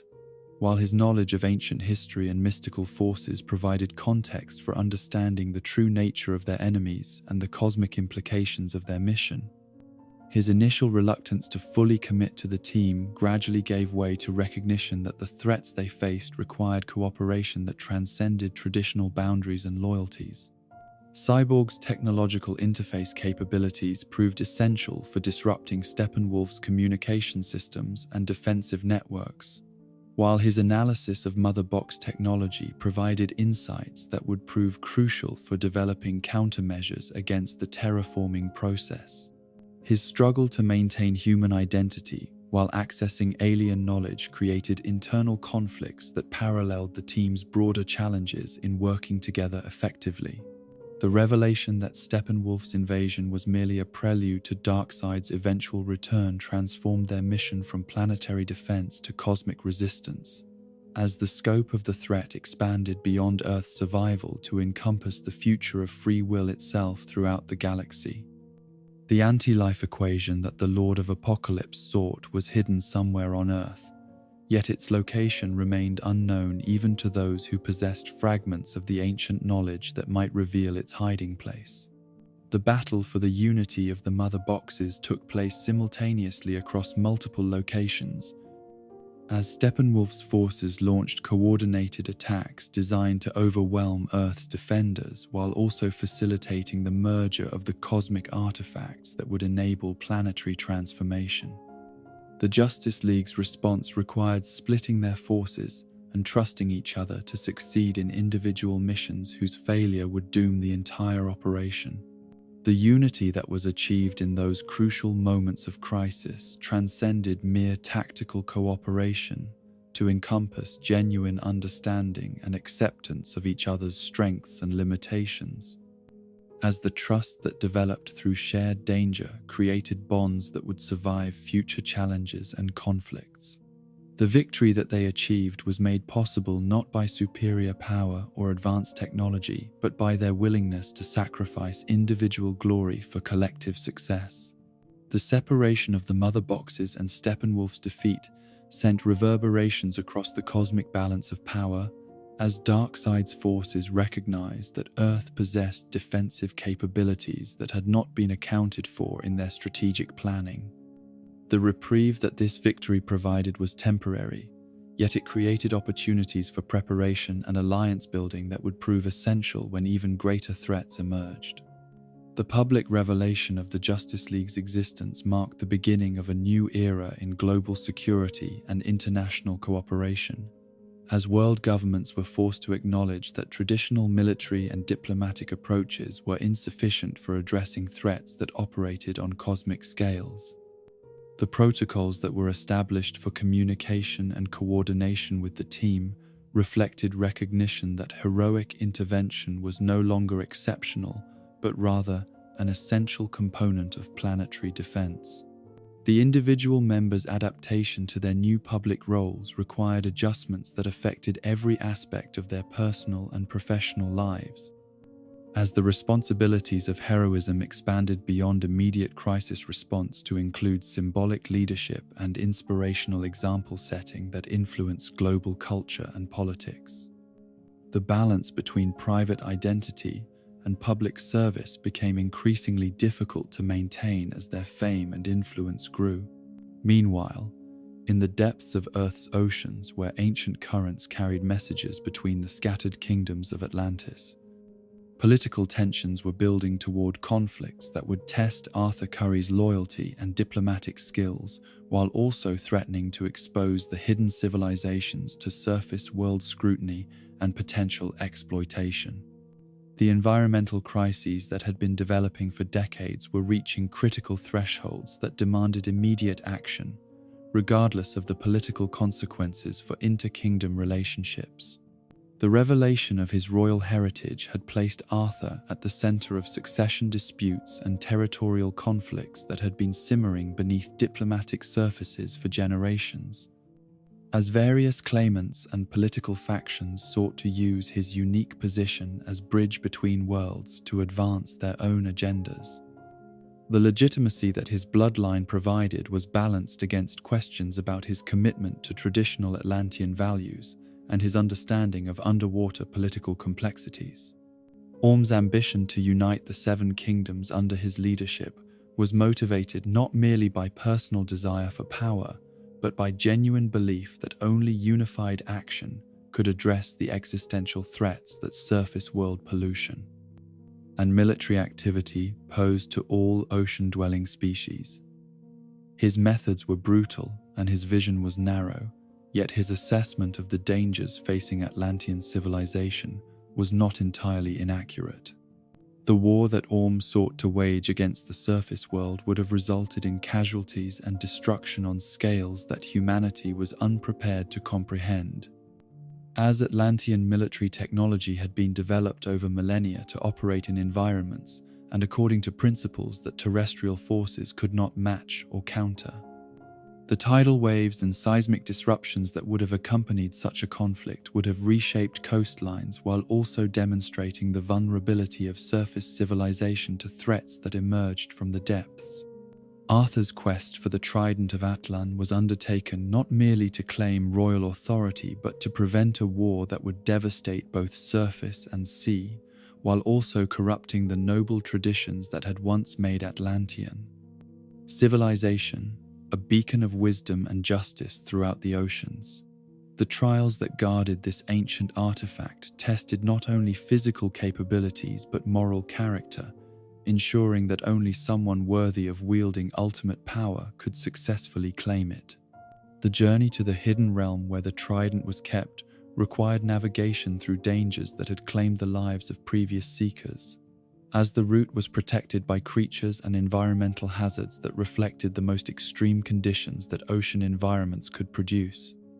The kaiju-scale monsters that served as guardians possessed intelligence and malevolence that made them more than mere obstacles, while the crushing depths and toxic atmospheres of their lairs tested the limits even of Atlantean physiology. The revelation that Queen Atlana had survived her supposed execution and lived for decades in exile within the Hidden Kingdom provided emotional validation for Arthur's lifelong sense of abandonment, while also demonstrating the high mountain corruption and cruelty that had infected Atlantean political systems. Her wisdom and guidance proved essential for his successful completion of the trials, while her presence offered hope for political reconciliation and healing that might prevent future conflicts. The battle between Arthur and Orm for the throne of Atlantis was fought not merely with weapons and military might, but through demonstration of competing visions for their civilization's future relationship with both the surface world and the other ocean kingdoms. The outcome would determine whether Atlantis emerged from isolation as a force for unity and environmental stewardship, or as a conqueror driven by fear and resentment. Arthur's victory and coronation as King of Atlantis established him as the first ruler in centuries who possessed both traditional legitimacy and modern understanding of global interconnectedness. creating opportunities for diplomatic initiatives that could address environmental crises through cooperation rather than conflict. His unique perspective as someone who had lived in both worlds provided insights that neither purely human nor purely Atlantean leadership could have offered. The environmental accords that Arthur negotiated with surface world governments represented unprecedented cooperation between species and civilizations that had previously regarded each other with suspicion and hostility, as mutual recognition of shared threats created incentives for collaboration that transcended historical grievances and cultural differences. The cleanup initiatives and conservation programs that resulted from these agreements demonstrated possibilities for planetary stewardship that had never been attempted on such scales. The establishment of Atlantean embassies and cultural exchange programs marked the beginning of integration processes that would fundamentally alter both civilizations while also creating new forms of art, science, and philosophy that drew upon the wisdom and experience of different evolutionary paths. The hybrid technologies and collaborative research projects that emerged from these interactions opened possibilities for addressing global challenges that neither society could have solved while working alone. Yet, even as new alliances were formed and ancient barriers were overcome, other forces were stirring in dimensions that existed parallel to normal reality, where magic and mysticism operated according to principles that scientific understanding could not adequately address or counter. The balance between order and chaos that maintained stability across multiple realities was being threatened by entities whose very existence challenged the foundations upon which civilized life depended. The children who would become the inheritors of powers that connected them to forces beyond mortal comprehension were beginning to discover their destinies through circumstances that appeared accidental but reflected deeper patterns of cosmic necessity and divine intervention. Their stories would unfold against backgrounds of family dysfunction and social marginalization that made their eventual heroism all the more remarkable and inspirational. Billy Batson's journey through the foster care system had been marked by experiences that would have broken weaker spirits. Yet his fundamental optimism and commitment to protecting others had survived every disappointment and betrayal. The family that he finally found provided not only emotional support but also models of courage and self-sacrifice that prepared him for responsibilities that would soon transform his entire existence. The wizard who had maintained his vigil for millennia, while searching for someone worthy to inherit the power of Shazam, was approaching the end of his strength and endurance. As the prolonged containment of the 7 deadly sins had drained his life force to levels that made immediate succession essential for preventing catastrophic release of ancient evils. The selection process that brought Billy to the Rock of Eternity was guided by more than random chance, reflecting cosmic forces that recognized in him qualities necessary for wielding power responsibly. The transformation that granted Billy access to the wisdom of Solomon, the strength of Hercules, the stamina of Atlas, the power of Zeus, the courage of Achilles, and the speed of Mercury was not merely physical enhancement, but spiritual elevation that connected him to traditions of heroism that stretched back to humanity's earliest legends. The responsibility that came with these gifts was balanced by support systems and guidance that would help him avoid the corruption that had claimed previous champions. The foster family that embraced Billy as one of their own possessed collective strength and wisdom that proved essential for his development as both hero and human being, as their different perspectives and capabilities provided resources that no single mentor could have offered. Their eventual sharing of his powers created unprecedented opportunities for collaboration, while also distributing the burden of protecting innocence across multiple individuals. The evil that Dr. Sivana represented had been building for decades through his obsession with mystical forces and his resentment of those who had dismissed his theories and rejected his research, as his brilliant mind had been corrupted by contact with entities that viewed human ambition and jealousy as useful tools for their own liberation. His alliance with the 7 deadly sins provided him with power that exceeded conventional understanding, while also making him a conduit for corrupting influences that threatened to spread throughout human civilization.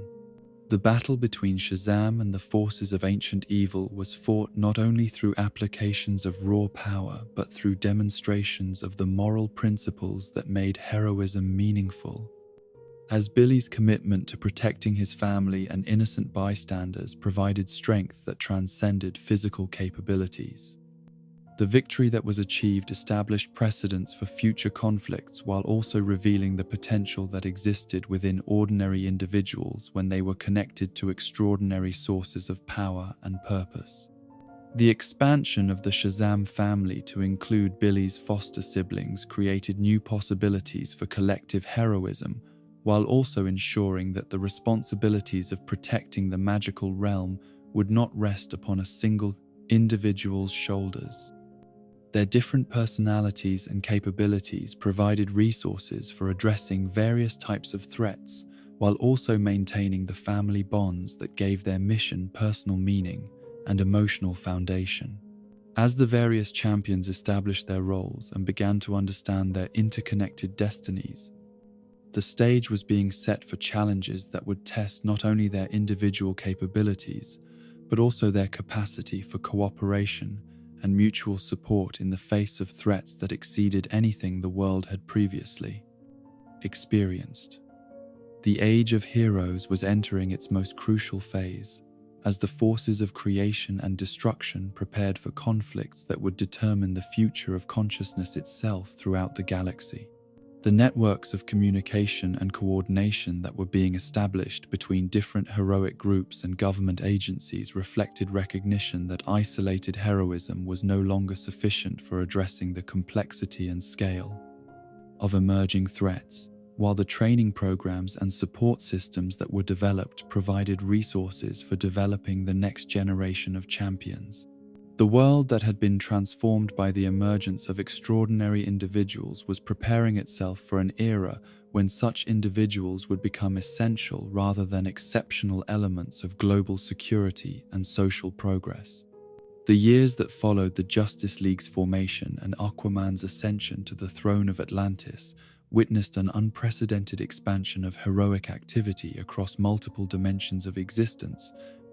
as the successful resolution of cosmic and environmental crises created both inspiration for new champions to emerge and recognition among malevolent forces that Earth's defenses had evolved beyond their previous calculations. The world that had once seemed vulnerable to any sufficiently powerful threat now bristled with protectors whose diverse capabilities and interconnected relationships created defensive networks that operated on scales ranging from neighborhood crime prevention to interdimensional warfare. Yet this very success in establishing heroic institutions and cooperative frameworks also generated new categories of challenges that tested the moral foundations and strategic assumptions upon which the Age of Heroes had been built. The proliferation of extraordinary individuals with abilities that exceeded normal human limitations created opportunities for both unprecedented good and catastrophic evil, as the same forces that could save civilizations could also destroy them when guided by corrupted motivations or inadequate wisdom. In the mystical dimensions where ancient powers stirred restlessly beneath layers of protective spells and binding oaths, the balance that had maintained relative stability for millennia was beginning to shift in response to increased heroic activity in the mortal realm. The barriers between different planes of existence had been weakened by the repeated use of cosmic forces and interdimensional technologies, creating opportunities for entities that had been confined since the dawn of creation to test the strength of their prisons and seek pathways back to worlds they had once ruled through terror and domination. The transformation of Billy Batson from homeless foster child to the wielder of divine power had been observed with particular interest by forces that understood the significance of his role as champion of magic and protector of the forces. Mystical balance that prevented chaos from overwhelming order throughout multiple realities. His youth and relative inexperience made him a potentially vulnerable link in the chain of defenses that protected not only Earth but countless other worlds from ancient evils whose malevolence exceeded conventional understanding. The foster family that had provided Billy with the emotional foundation necessary for wielding power responsibly found themselves thrust into circumstances that challenged every assumption they had held about normalcy and security. As their adoption of the young Shazam brought them into contact with threats that transcended ordinary criminal behavior to encompass supernatural forces that operated according to principles beyond mortal comprehension. Their courage in facing these challenges demonstrated that heroism was not limited to those who possessed extraordinary abilities but could emerge from ordinary individuals when circumstances demanded extraordinary responses. The daughters of Atlas who emerged from their mystical imprisonment were driven not by simple malice or random destructiveness, but by genuine grievance against the mortal world that had forgotten their contributions to human civilization, while also failing to honor the sacrifices they had made to protect mortals from threats they could not face alone. Their quest for recognition and justice had been corrupted by millennia of imprisonment and isolation into desire for revenge that acknowledged no distinction between the guilty and innocent. The powers that the daughters wielded were drawn from the same cosmic sources that granted Shazam his abilities, yet their understanding of these forces had been shaped by experiences of betrayal and abandonment that made them view mortals as ungrateful children who required correction rather than protection. Their mastery of elemental forces and divine energies posed threats that exceeded the capabilities of conventional heroic responses, requiring solutions that addressed both their legitimate grievances and their corrupted methods.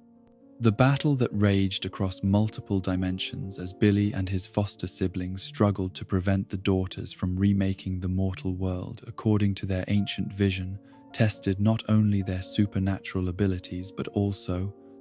their commitment to values that their human upbringing had instilled despite the godlike powers they now commanded. The temptation to use force to impose solutions that seemed obviously correct was balanced against recognition that heroism required patience and understanding, even when dealing with enemies whose actions threatened innocent lives. The resolution of this crisis came not through superior power or tactical brilliance, but through Billy's willingness to acknowledge the legitimate aspects of the daughter's grievances while also demonstrating through his own basins actions that mortals were capable of growth and moral development that made them worthy of protection rather than domination. His sacrifice of divine power to save lives that meant nothing to cosmic entities revealed principles that transcended individual survival or personal advancement. The wisdom that Billy gained from this confrontation with ancient powers and eternal principles prepared him for responsibilities that would extend far beyond protecting his immediate family or local community to encompass guardianship of Culver, mystical forces that influenced the development of consciousness throughout the galaxy. His role as champion of magic required understanding of connections between different realities that few mortals had ever achieved while maintaining the humility and compassion that made such understanding beneficial rather than corrupting. Meanwhile, in the criminal underworld of Gotham City, where corruption and violence had adapted to the presence of Batman and other costumed vigilantes,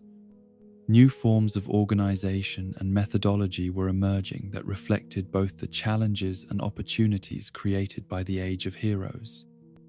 The traditional crime families and street gangs that had once dominated illegal activities were being supplanted or absorbed by more sophisticated enterprises that employed advanced technology and supernatural resources to achieve objectives that conventional law enforcement remained unprepared to address. The liberation of Harley Quinn from her toxic relationship with the Joker had created ripple effects throughout Gotham's criminal ecosystem, as her unpredictable behavior and extensive knowledge of underworld operations made her both valuable asset and dangerous wildcard in conflicts between competing factions. Her psychological profile reflected the complex trauma and moral confusion that characterized many individuals who had been exposed to extremes of violence and manipulation. Yet her underlying humanity remained intact, despite years of conditioning and abuse. The formation of an unlikely alliance between Harley Quinn and other women who had been marginalized by Gotham's male-dominated criminal hierarchy was precipitated not by careful planning or shared ideology, but by immediate necessity created by threats that exceeded any individual's capacity to address alone. The birds of prey that emerged from this collaboration represented a new model for heroic cooperation that transcended traditional distinctions between legal and illegal methods while maintaining commitment to protecting innocent life. Helena Bertinelli's transformation into the Huntress had been shaped by childhood trauma that paralleled Bruce Wayne's experience in many ways. Yet her response to family tragedy had been influenced by cultural traditions and personal circumstances that led her toward methods that Batman's moral code could not accommodate. Her commitment to justice was genuine, and her capabilities were formidable, yet her willingness to employ lethal force created tensions with other heroes whose approach emphasized rehabilitation over elimination. Dinah Lance's inheritance of the Black Canary mantle connected her to traditions of heroism that stretched back through generations of women who had used their extraordinary abilities in service of protecting the innocent and fighting injustice. Her sonic powers were matched by tactical intelligence and moral clarity that made her an effective leader despite her relative youth and the personal losses that had marked her journey toward heroism. Renee Montoya's transition from police detective to costumed vigilante reflected broader changes in law enforcement's relationship with heroic intervention. As traditional boundaries between official and unofficial methods of crime prevention became increasingly blurred in response to threats that exceeded conventional institutional capabilities. Her understanding of both legal procedures and street-level criminal operations provided valuable perspectives that purely amateur or purely professional approaches could not offer. The case that brought these diverse individuals together involved criminal enterprises that operated at the intersection of organized crime and supernatural threats, requiring responses that combined conventional investigative techniques with capabilities that few law enforcement agencies possessed or understood. The success of their collaboration demonstrated possibilities for heroic cooperation that transcended traditional institutional boundaries while also revealing challenges that such partnerships would need to address. The Roman Zionist criminal empire that served as their primary antagonist represented the evolution of traditional organized crime into something more dangerous and sophisticated, as Black Mask's resources and methods reflected adaptation to the realities of operating in a world where costumed heroes possessed abilities that could neutralize conventional criminal advantages. His willingness to employ both high-tech equipment and supernatural allies created threats that required correspondingly diverse responses. The young girl whose theft of a valuable artifact served as the catalyst for the crisis that brought the birds of prey together possessed potential that none of the adults around her fully understood or appreciated, as her natural abilities and acquired skills made her both valuable asset and person in need of protection and guidance. Her journey from victim to ally demonstrated the importance of providing alternatives to criminal lifestyles for individuals whose circumstances had given them few legitimate options. The battle that ultimately destroyed Black Mask's organization and freed his victims was fought not merely through applications of force, but through demonstrations of solidarity and mutual support that revealed the power of cooperation between individuals who had been taught to view each other as competitors or enemies. The victory that was achieved created precedents for future collaborations while also establishing new forms of heroic identity that challenged traditional assumptions about gender roles and moral authority. While these developments transformed the landscape of urban heroism and criminal justice,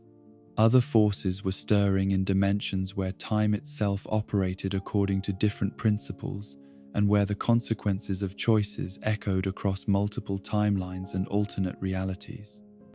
The investigation that Diana Prince had been conducting into artifacts and phenomena that seemed to transcend normal historical development was leading her toward discoveries that would challenge her understanding of both ancient history and contemporary threats. The emergence of Maxwell Lord as a figure of influence within political and business circles had been carefully orchestrated over decades of patient manipulation and strategic positioning. As his genuine charisma and apparent humanitarian motivations concealed ambitions that extended far beyond personal enrichment or conventional power accumulation. His access to mystical artifacts and ancient knowledge made him uniquely dangerous among those who sought to reshape the world according to their own vision of proper order and human potential. The Dreamstone that became the focus of his ultimate scheme possessed properties that operated at the intersection of advanced technology and pure magic, as its ability to grant wishes reflected not scientific principles but cosmic forces that connected individual desires to fundamental aspects of reality itself. The artifact's history was stained with the blood and suffering of countless civilizations that had discovered too late that the price of their dreams exceeded anything they were prepared to pay. Diana's investigation into the Dreamstone's origins revealed connections to ancient civilizations and mystical traditions that had been lost to mainstream historical understanding. As the artifact's power had been recognized and feared by cultures that possessed wisdom about the relationship between desire and consequence that modern society had forgotten. The warnings that had been preserved in fragmentary texts and oral traditions spoke of dangers that transcended individual corruption to encompass the potential collapse of civilization itself. The wishes that began to multiply across the globe as the Dreamstone's influence spread created a cascade of unintended consequences that threatened to unravel the social and economic structures upon which human civilization depended. As individuals who gained their heart's desires discovered that wish fulfillment without effort or sacrifice generated hollow satisfaction while creating new forms of suffering and inequality that poisoned human relationships and community bonds. The transformation of Barbara Minerva from respected archaeologist into the predatory creature known as Cheetah was precipitated not by evil intentions, but by desperate longing for recognition and capabilities that her academic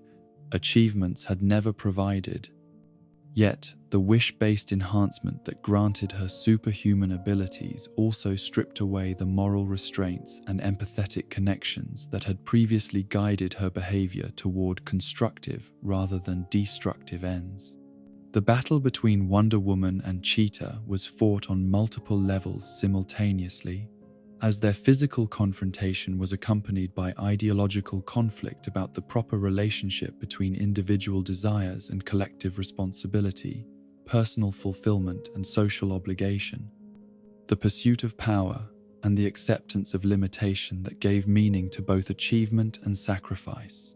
The outcome would determine not only their personal fates but the future of wish-based reality manipulation. The global crisis that reached its climax as millions of wishes created contradictory demands upon reality itself threatened to tear apart the fabric of space and time that maintained stability across multiple dimensions. As the Dreamstone's power exceeded its capacity to fulfill conflicting desires without creating paradoxes that would collapse entire timelines. The solution required not superior force, but wisdom about the relationship between desire and contentment that few individuals possessed. Diana's renunciation of her own wish to restore Steve Trevor to life represented the ultimate test of her heroic principles, as her willingness to sacrifice personal happiness for the greater good demonstrated values that transcended individual desires to encompass commitment to truth and justice that made such sacrifice meaningful rather than merely tragic. Her choice inspired others to make similar decisions that collectively restored stability to reality while also providing lessons about the nature of heroism. The aftermath of the Dreamstone crisis revealed both the resilience of human civilization when faced with existential threats and the fragility of the social bonds and shared assumptions that made collective action possible in the first place. The recovery process required not only technological reconstruction, but psychological healing that addressed the trauma and disillusionment that had resulted from the revelation that individual desires could become weapons against community welfare. Simultaneously, in the dark corners of the world where government agencies pursued objectives that could not be acknowledged through official channels or democratic processes, Amanda Waller was assembling assets for missions that would test the boundaries between necessary pragmatism and unacceptable moral compromise.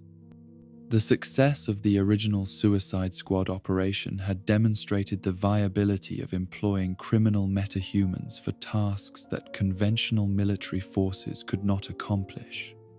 Yet it had also revealed ethical complexities that could not be resolved through simple utilitarian calculations. The new mission that required the squad's unique capabilities involved threats that operated beyond the reach of traditional law enforcement or military intervention, as extraterrestrial infiltration and supernatural corruption created challenges that demanded responses outside the normal parameters of governmental authority. The expendable nature of the squad members made them ideal for operations where success was uncertain and survival was not guaranteed. The recruitment process that brought together this iteration of Task Force X reflected both the expanded pool of metahuman criminals that had emerged during the Age of Heroes and the increasingly sophisticated nature of the threats that required their intervention.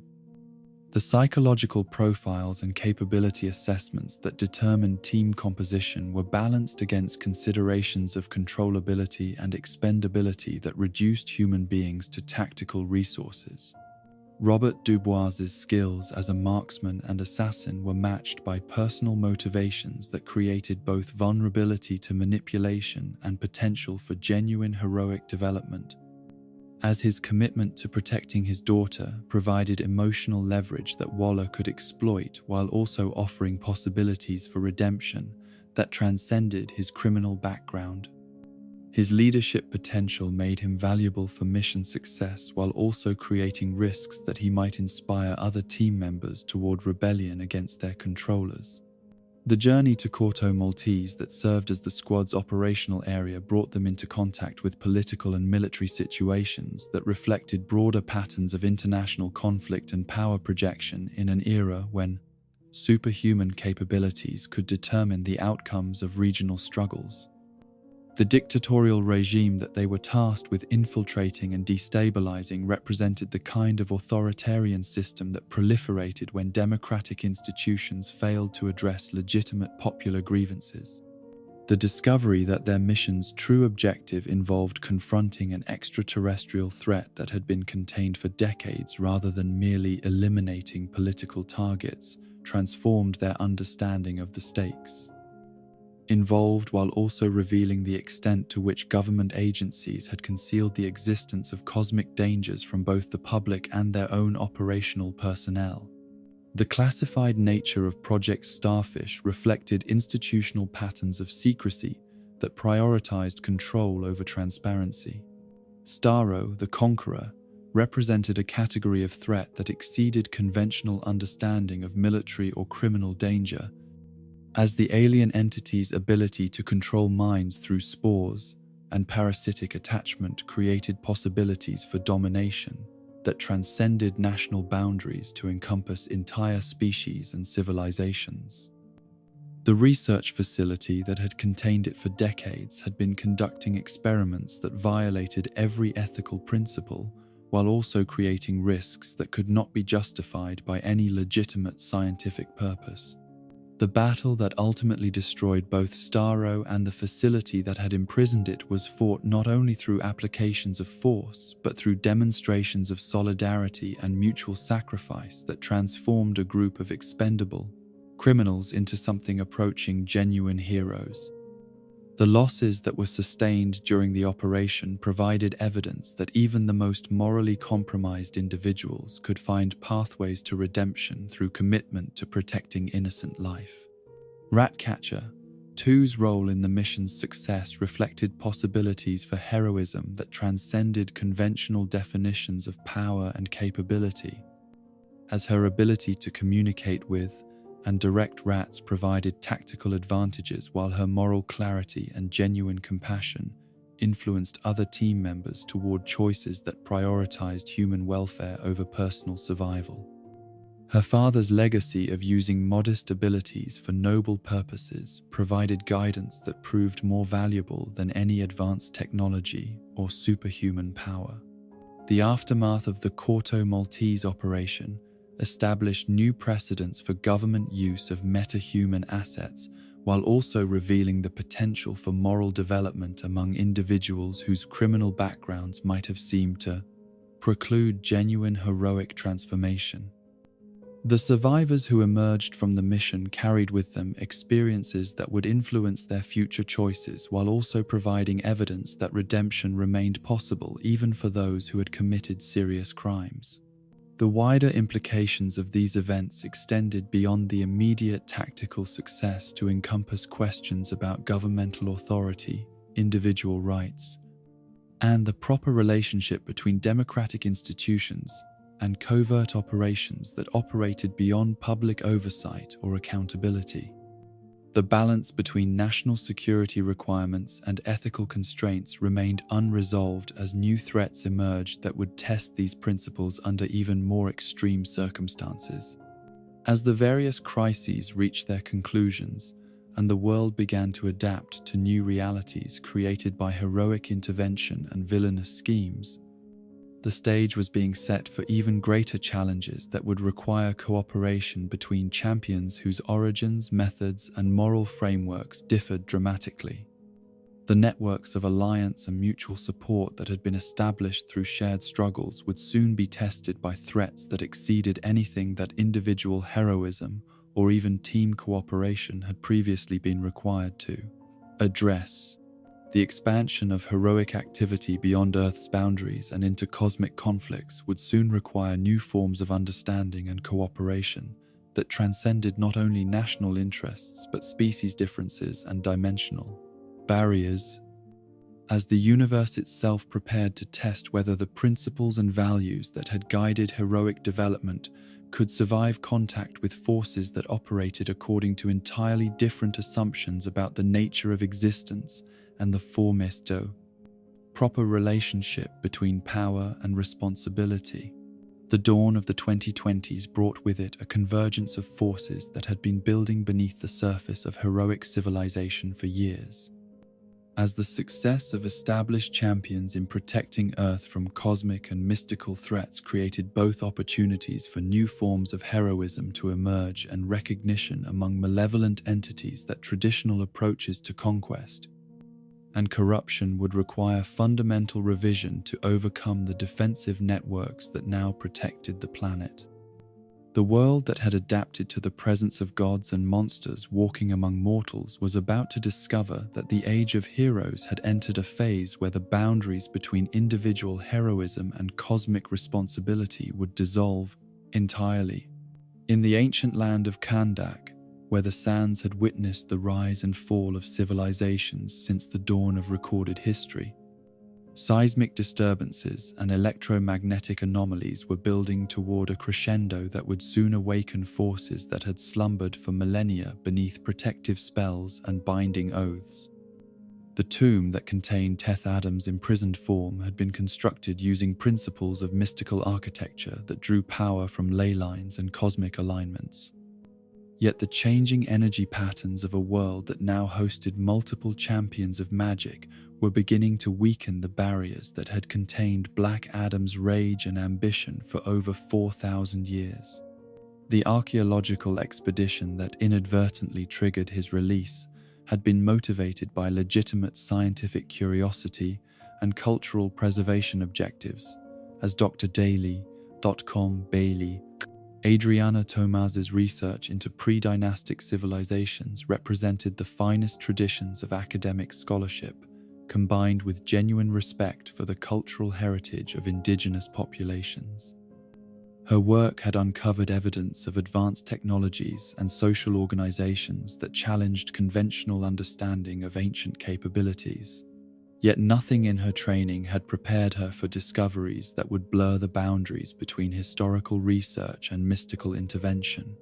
The moment of awakening that restored Teth Adam to consciousness after his long imprisonment was marked by disorientation and fury that reflected both the trauma of his containment and his immediate recognition that the world he had once known had been transformed beyond recognition during his absence. The languages, customs, and power structures that had defined his previous existence had been swept away by the passage of millennia, yet his commitment to protecting his people and his homeland remained as fierce as it had been on the day of his imprisonment. The demonstration of power that announced Black Adam's return to the world was not random destruction or mindless violence, but carefully targeted elimination of those who had oppressed the people of Kandak during his absence. As his enhanced senses and mystical awareness allowed him to distinguish between the innocent and the guilty with precision that exceeded mortal judgment. The mercenary forces and corrupt officials who had exploited his homeland's resources while grinding its population beneath authoritarian rule found themselves facing retribution that was both swift and absolute. The international response to Black Adam's emergence reflected the complex political and military realities of a world where superhuman intervention could reshape entire regions while also challenging established patterns of pans, sovereignty, and diplomatic protocol. The governments and multinational organizations that had benefited from Kandak's weakness found themselves confronting someone whose power exceeded their capacity to control or contain through conventional means. While his legitimate grievances against decades of exploitation created moral complexities that traditional foreign policy frameworks were unprepared to address, the Justice Society's involvement in the crisis represented the emergence of a heroic organization that had operated in the shadows for decades, maintaining readiness for threats that exceeded conventional capabilities while also preserving traditions of heroism that connected contemporary champions to the earliest days of costumed adventure and mystical intervention. Their decision to reveal themselves publicly was motivated not by desire for recognition, but by recognition that Black Adam's return required responses that only they possessed the experience and capabilities to provide. Carter Hall's leadership of the Justice Society drew upon centuries of experience across multiple reincarnations, as the eternal cycle of death and rebirth that defined his existence had provided him with perspectives on heroism and justice that transcended the limitations of any single lifetime or cultural context. His memories of ancient Egypt, medieval Europe, and modern America created understanding of historical patterns and recurring challenges that informed his approach to contemporary crises, while also burdening him with knowledge of how often noble intentions had led to tragic consequences. The nth metal that comprised his wings and weapons represented technology that operated at the intersection of advanced science and mystical forces, as the extraterrestrial material had been crafted by civilizations that understood the connection between consciousness and matter in ways that Earth scientists were only beginning to glimpse. His mastery of flight and combat was enhanced by the metal's properties. Yet his true strength lay in wisdom gained through experience of how power could be employed responsibly across different historical periods and cultural contexts. Kent Nelson's role as Dr. Fate connected him to forces that existed beyond normal dimensional boundaries, as the helmet that granted him his powers served as a conduit for the consciousness of Nabu, an ancient entity whose understanding of cosmic balance and mystical law had been accumulated across eons of service to the Lords of Order. The transformation that occurred when Nelson donned the helmet was not merely physical enhancement, but spiritual merger that created capabilities exceeding the sum of mortal and immortal components. The visions and prophecies that guided Dr. Fate's actions operated according to principles that transcended linear time and causality, as his awareness of potential futures and alternate timelines allowed him to perceive patterns and connections that remained invisible to others. Yet this cosmic perspective was balanced by Nelson's humanity and moral grounding, preventing the detachment and coldness that often characterized entities whose consciousness operated on such vast scales. Albert Rothstein's transformation into Atom Smasher had been shaped by family legacy and personal trauma that created both tremendous potential for heroism and dangerous vulnerability to manipulation by those who understood how grief and desire for justice could be corrupted into weapons against the innocent. His ability to manipulate his size and molecular density made him formidable in combat, yet his psychological profile revealed insecurities and emotional needs that required careful management to prevent tragic mistakes. Maxine Hunkel's powers as Cyclone were derived from atmospheric manipulation capabilities that connected her to elemental forces that had been worshipped and feared by ancient civilizations.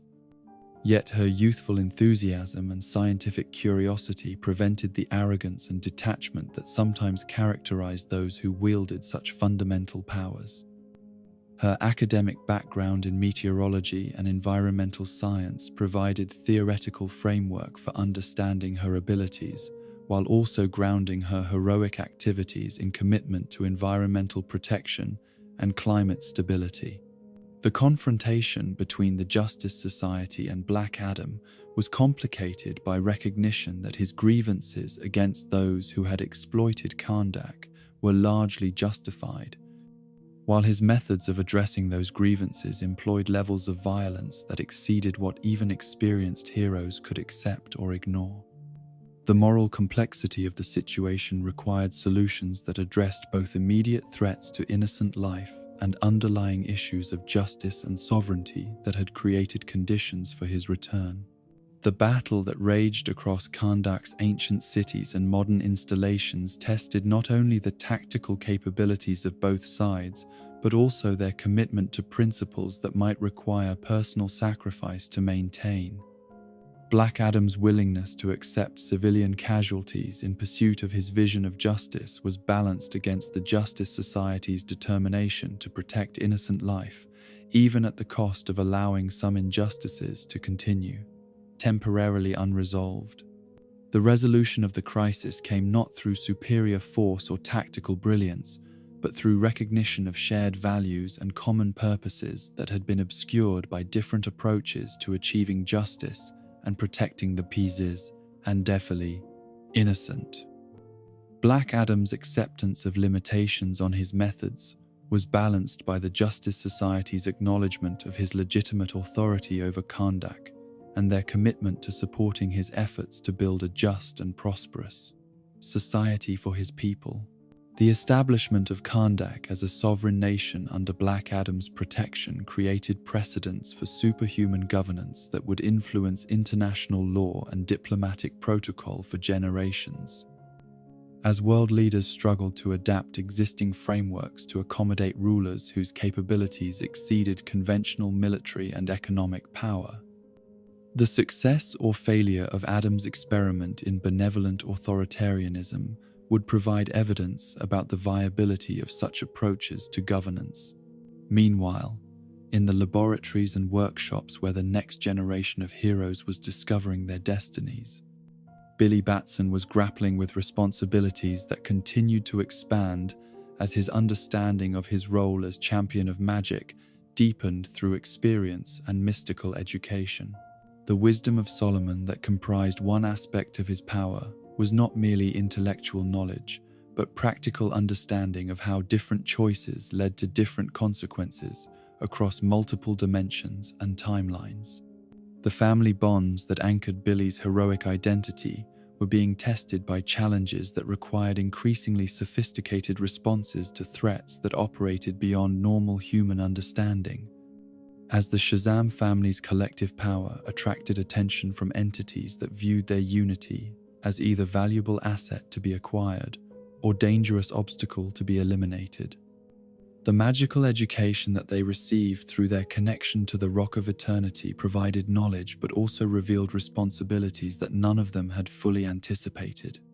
The return of ancient gods and mystical entities who had been imprisoned or exiled during previous ages created threats that required responses from champions whose power was derived from the same cosmic sources.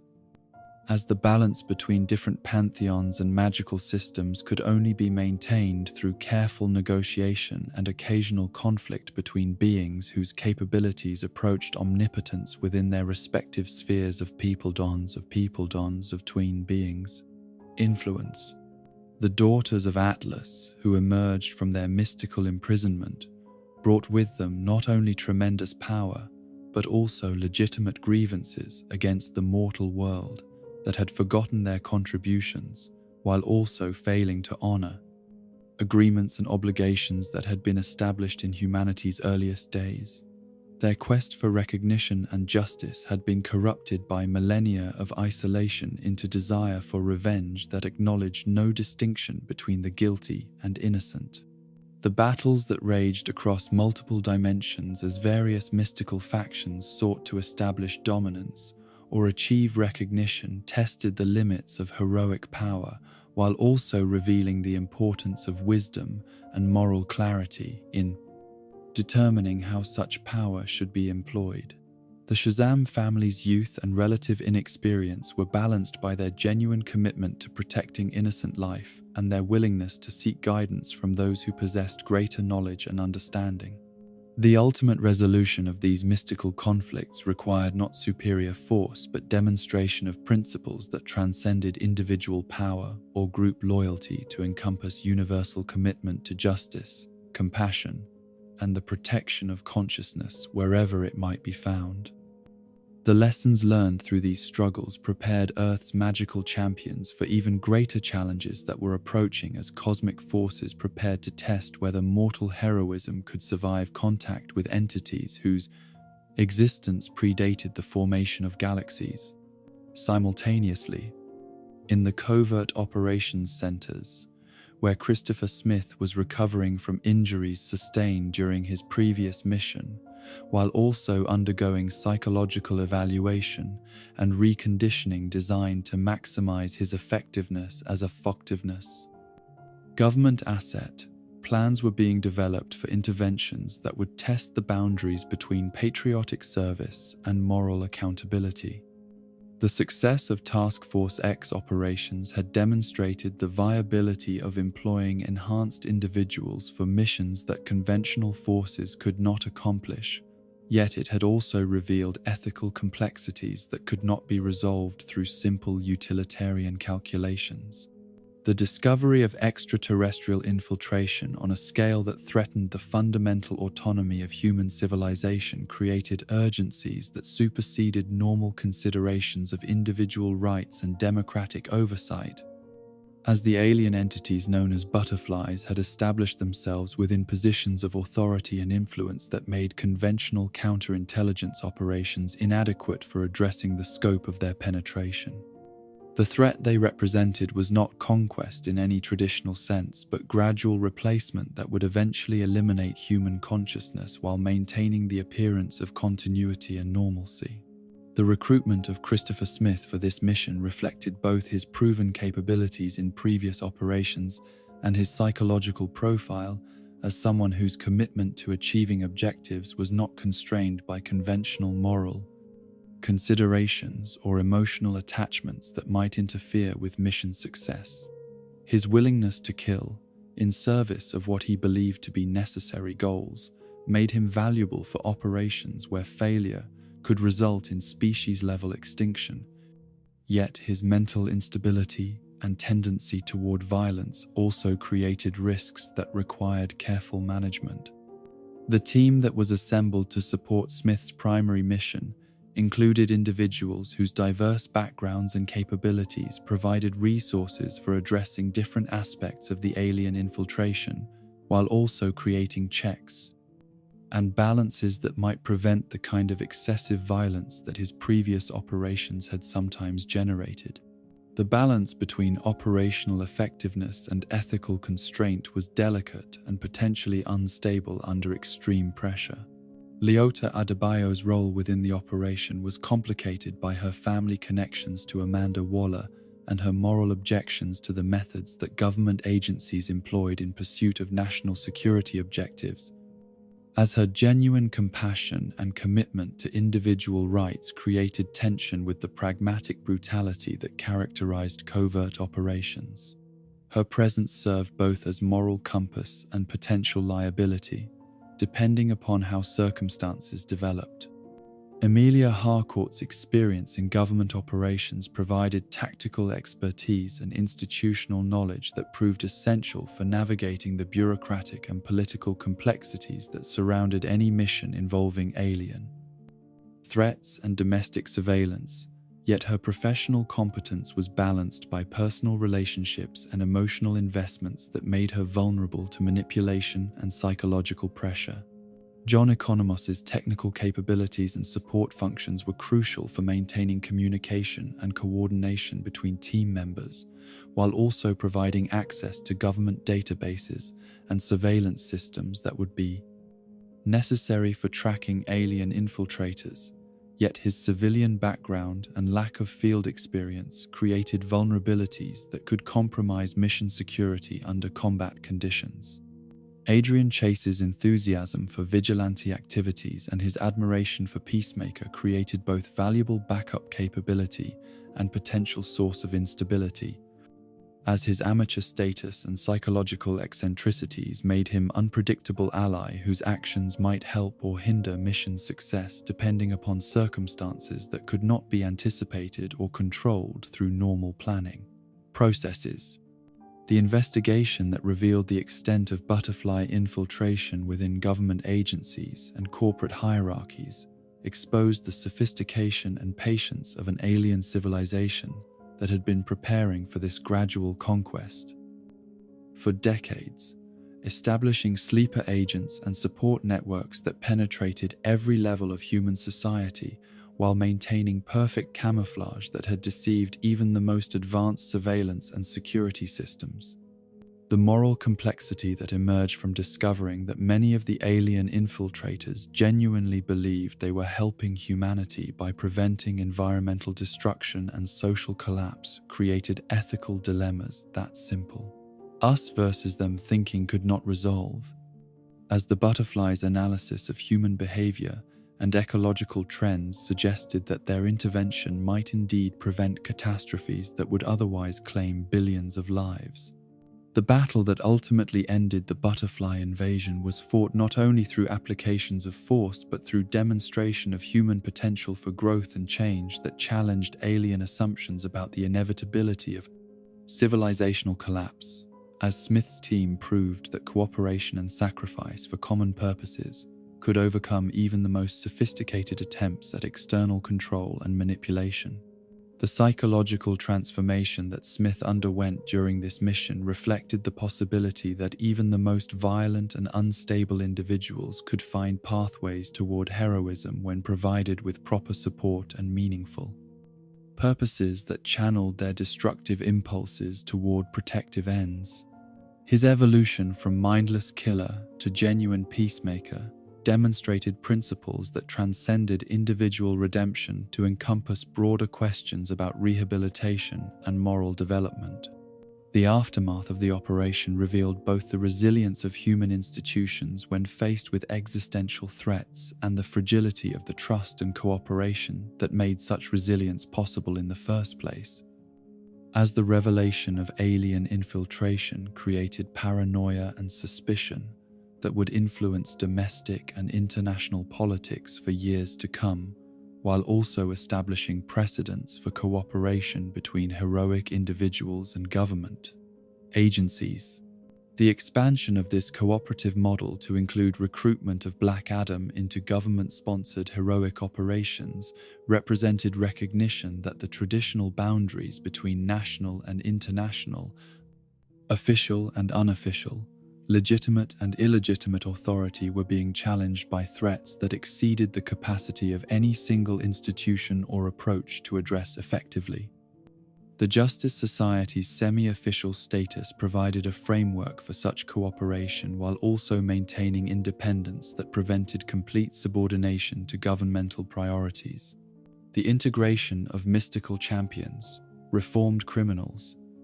and government agents into coordinated responses to cosmic and supernatural threats created new possibilities for heroic cooperation,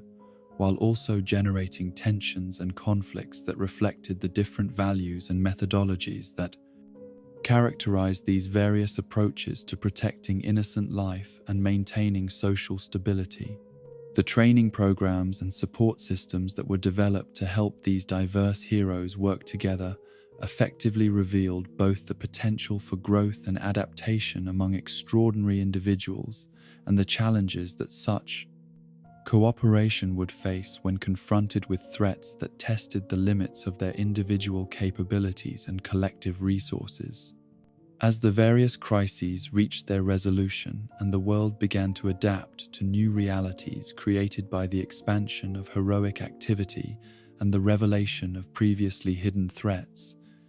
the stage was being set for challenges that would require not merely tactical cooperation but fundamental reconsideration of the assumptions and principles that had guided human civilization since its earliest days. The universe that contained Earth was preparing to test whether the values and institutions that had been developed by a single species on a single world could survive contact with forces that operated according to entirely different assumptions about the nature of existence, consciousness, and the proper relationship between individual freedom and cosmic order. The Age of Heroes was about to enter its most crucial phase, as the champions who had protected their world from various threats discovered that their greatest challenges lay not in the past, but in a future that would demand everything they had learned about courage, wisdom, and the price of heroism. The final chapter in this chronicle of extraordinary individuals and cosmic forces began not with fanfare or divine proclamation, but with the quiet desperation of a young man whose understanding of heroism had been shaped by personal loss,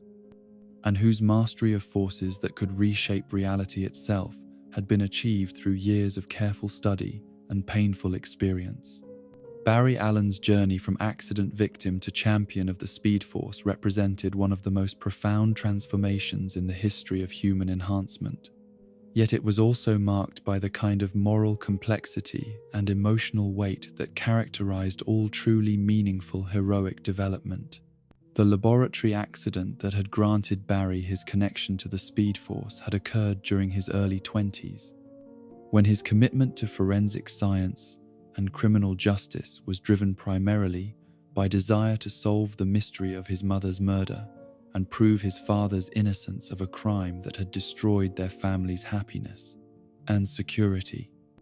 The lightning strike that had seemed like random natural phenomenon was actually the manifestation of cosmic forces that had been building toward a moment of temporal convergence whose significance extended far beyond individual transformation to encompass the stability of reality itself across multiple dimensions and timelines. The Speed Force that became Barry's primary source of power was not merely enhanced velocity, but connection to the fundamental energy that governed movement and change throughout the multiverse, as his ability to accelerate beyond light speed created access to dimensions where time and space operated according to principles that transcended normal physical limitations. The vibrations that characterized his passage through different realities were echoes of the cosmic frequencies that maintain separation between alternate timelines and parallel universes. The years that had passed since Barry's emergence as the Flash had been marked by gradual expansion of his understanding and capabilities, as each crisis he faced revealed new aspects of his connection to forces that existed beyond conventional scientific comprehension. His membership in the Justice League had provided him with mentors and allies whose wisdom and experience helped him navigate the moral complexities that accompanied godlike power, yet it had also exposed him to threats and responsibilities that tested the limits of his commitment to using his abilities in service of others rather than personal satisfaction. The investigation of his mother's murder that had driven so much of Barry's heroic development had eventually revealed connections to time travel and temporal manipulation that suggested her death was not random crime, but rather consequence of conflicts that spanned multiple timelines and involved enemies whose existence operated across dimensional boundaries. The revelation that someone with access to Speed Force capabilities had been responsible for the tragedy that defined his childhood created moral dilemmas about justice, revenge, and the proper use of temporal powers that challenged every principle he had developed about heroic responsibility. The temptation to use time travel to prevent his mother's death had been present throughout Barry's career as the Flash, yet his understanding of the catastrophic consequences that could result from altering established timelines had prevented him from succumbing to desires that any loving son would naturally experience when confronted with the power to undo personal tragedy. The wisdom that he had gained through observing the effects of temporal manipulation on other realities had taught him that the relationships between cause and effect were too complex and interconnected to allow for simple corrections, without risking universal collapse.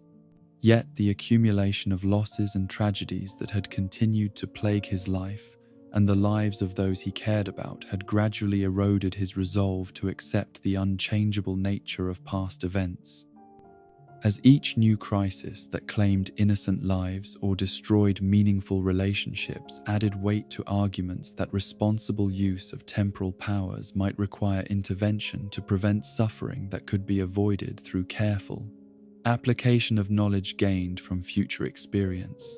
The decision that finally drove Barry to attempt the alteration of his family's timeline was precipitated not by sudden impulse but by careful calculation of the potential benefits and risks involved in preventing his mother's murder, as his analysis of temporal mechanics and dimensional stability suggested that a single focus change might be possible without creating the kind of cascade effects that more extensive alterations would inevitably produce. The journey backward through time that took Barry to the night of his mother's death required navigation through dimensional barriers and temporal currents that tested the limits of his Speed Force connection, while also exposing him to energies and forces that operated according to principles he had never encountered despite years of experience with superhuman abilities. The moment of intervention that saved Nora Allen's life created ripple effects that propagated through the timeline with consequences that exceeded even his most pessimistic projections about the potential for unintended changes. The reality that emerged from Barry's temporal intervention was similar enough to his original timeline to seem familiar yet different enough to reveal the profound interconnectedness of events and relationships that he had never fully appreciated. As small changes in his family's circumstances created cascading alterations that affected every aspect of his personal and professional development. The Barry Allen who existed in this modified timeline possessed different memories and experiences that had shaped his personality and capabilities in ways that made him simultaneously familiar and alien to the consciousness that had created these changes. The absence of the traumatic loss that had motivated the original Barry's dedication to criminal justice and scientific investigation had resulted in a different career path and set of priorities that eliminated the circumstances, which had led to his connection with the Speed Force, creating a temporal paradox in which the person who had traveled back to prevent his mother's death could not exist in the timeline where that death had been prevented. The discovery that Superman did not exist in this altered reality represented one of the most significant consequences of Barry's temporal intervention, as the complex set of circumstances that had brought Kal-El's escape pod to Earth and facilitated his adoption by the Kent family, had been disrupted by changes that seemed entirely unrelated to Kryptonian history or interstellar travel. The absence of Earth's greatest protector created vulnerabilities that became apparent when General Zod's forces arrived ahead of schedule and encountered no opposition capable of matching their technological superiority and military capabilities. The Batman who existed in this modified timeline was not Bruce Wayne, but rather an older, more violent vigilante whose methods and motivations reflected different formative experiences and moral development. As the circumstances that had shaped the Dark Knight's approach to justice had been altered in ways that produced someone whose effectiveness was matched by willingness to employ lethal force without the restraints that had characterized the original Batman's code of ethics. Michael Keaton's portrayal of this alternate Batman represented not merely a different actor in a familiar role, but a fundamentally different approach to heroic identity that reflected the way small changes in personal history and social context could produce dramatically different outcomes, even when the basic circumstances and motivations remained similar. His experience with superhuman threats and cosmic crises had been shaped by decades of solitary vigilante activity rather than team cooperation and mentorship relationships. The Supergirl, who emerged as this reality's primary Kryptonian survivor, possessed capabilities similar to those of her more famous cousin, yet was burdened by different psychological pressures and moral responsibilities that affected her approach to heroism and her relationships with the human civilization she had chosen to protect. Her arrival on Earth had occurred under circumstances that created different patterns of public reaction and governmental response than those that had characterized Superman's emergence. The battle that erupted when Zod's forces began their terraforming operations proceeded without the moral restraints and tactical coordination that had characterized the original timeline's confrontation, as the absence of Superman's leadership and inspirational example resulted in responses that prioritized immediate survival over protection of innocent life and preservation of social institutions. The casualties that mounted as Kryptonian technology clashed with human military forces and alternate timeline heroes demonstrated the extent to which individual choices and personal relationships affected large-scale outcomes, as the removal of key figures and the alteration of crucial events created cascading failures in defensive strategies and cooperative efforts that had proven successful in the original timeline. Barry's growing understanding of the catastrophic consequences of his temporal intervention was accompanied by recognition that the changes he had created were continuing to propagate through the timeline in ways that threatened not only this particular reality, but the stability of the entire multiverse, as the paradoxes and contradictions generated by his presence in a timeline where he could not naturally exist were creating temporal fractures that connected to other dimensions and alternate realities. The older version of himself that Barry encountered in this modified timeline possessed knowledge and experience that had been shaped by different choices and circumstances. Yet the fundamental moral principles and emotional commitments that defined their shared identity provided common ground for cooperation despite the temporal paradoxes that their joint existence represented. The solution that emerged from their collaboration required not merely tactical coordination, but willingness to sacrifice the very relationships and circumstances that had motivated the original temporal intervention. As the restoration of proper timeline stability demanded acceptance of losses that both versions of Barry had hoped to prevent through application of their extraordinary abilities. The final confrontation with Zod's forces became a battle not only for the survival of Earth's population, but for the integrity of reality itself across multiple dimensions, as the temporal distortions created by Barry's intervention had weakened the barriers between different timelines and created opportunities for even more dangerous alterations to propagate throughout the multiverse. The choice that ultimately resolved the crisis required Barry to abandon his attempts to create perfect outcomes through manipulation of past events and instead accept the tragedy and loss that had shaped his original timeline while God, working to prevent future suffering through actions taken within the proper flow of temporal causality. The restoration of the correct timeline was achieved not through superior power or tactical brilliance, but through demonstration of principles that transcended individual desires and personal satisfaction to encompass commitment to cosmic balance and universal stability that made individual sacrifices meaningful rather than merely tragic. The reality that emerged from Barry's restoration efforts was subtly different from the original timeline, yet recognizably continuous with the history and relationships that had defined his previous existence. As the temporal manipulation had created minor alterations that reflected the impossibility of perfect restoration, without also demonstrating the resilience of fundamental patterns and connections that transcended specific events or circumstances. The Bruce Wayne who existed in the restored timeline bore the face of George Clooney, yet possessed the memories and experiences of the Batman who had fought alongside the Justice League, representing the kind of minor continuity adjustment that temporal restoration sometimes required to maintain stability while accommodating changes that could not be completely reversed without creating additional paradoxes. The psychological impact of Barry's temporal adventure extended far beyond personal trauma to encompass fundamental reconsideration of the relationship between power and responsibility,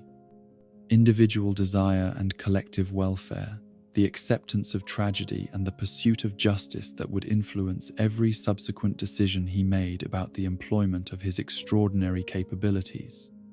The knowledge that he had gained about the interconnectedness of events across multiple timelines and the fragility of the balance that maintained stability throughout the multiverse created awareness of cosmic responsibilities that exceeded anything he had previously understood about heroic duty and moral obligation. The Justice League that welcomed Barry back from his temporal journey was subtly changed by the experience they had shared during his absence.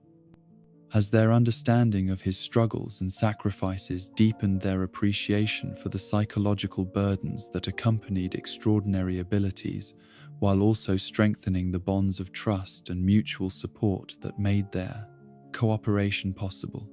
The lessons that were learned through Barry's temporal adventure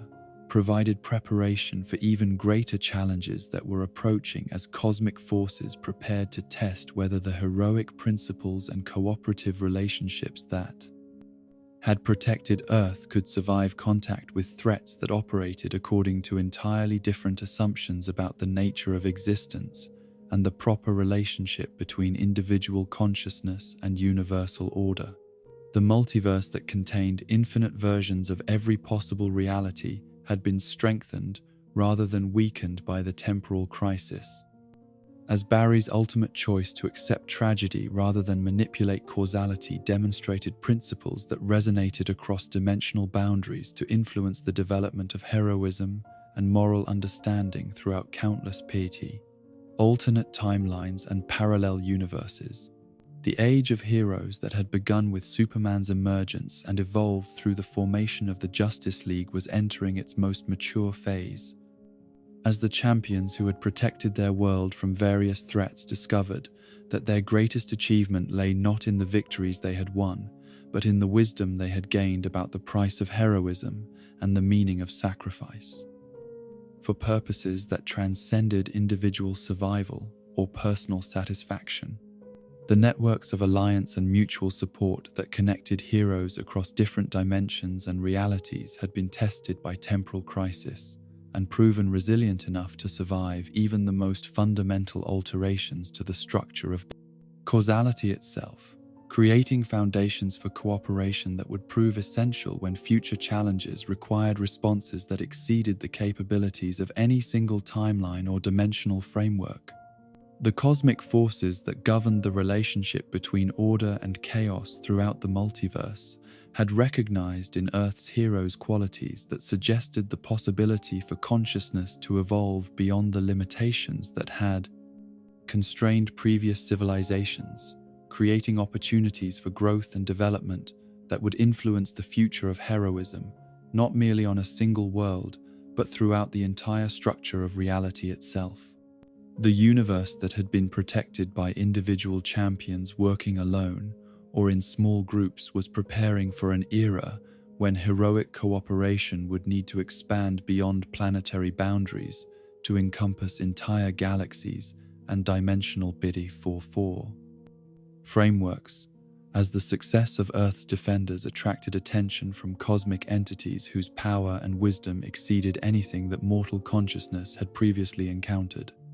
The preparation for these ultimate challenges would require not merely tactical coordination or technological advancement, but moral development and spiritual growth that would test every assumption about the nature of heroism and the Pezun seas. Meaning of courage in contexts where individual actions could determine the fate of entire realities and countless billions of conscious beings. The legacy that would emerge from this age of heroes was not merely the record of victories won or enemies defeated,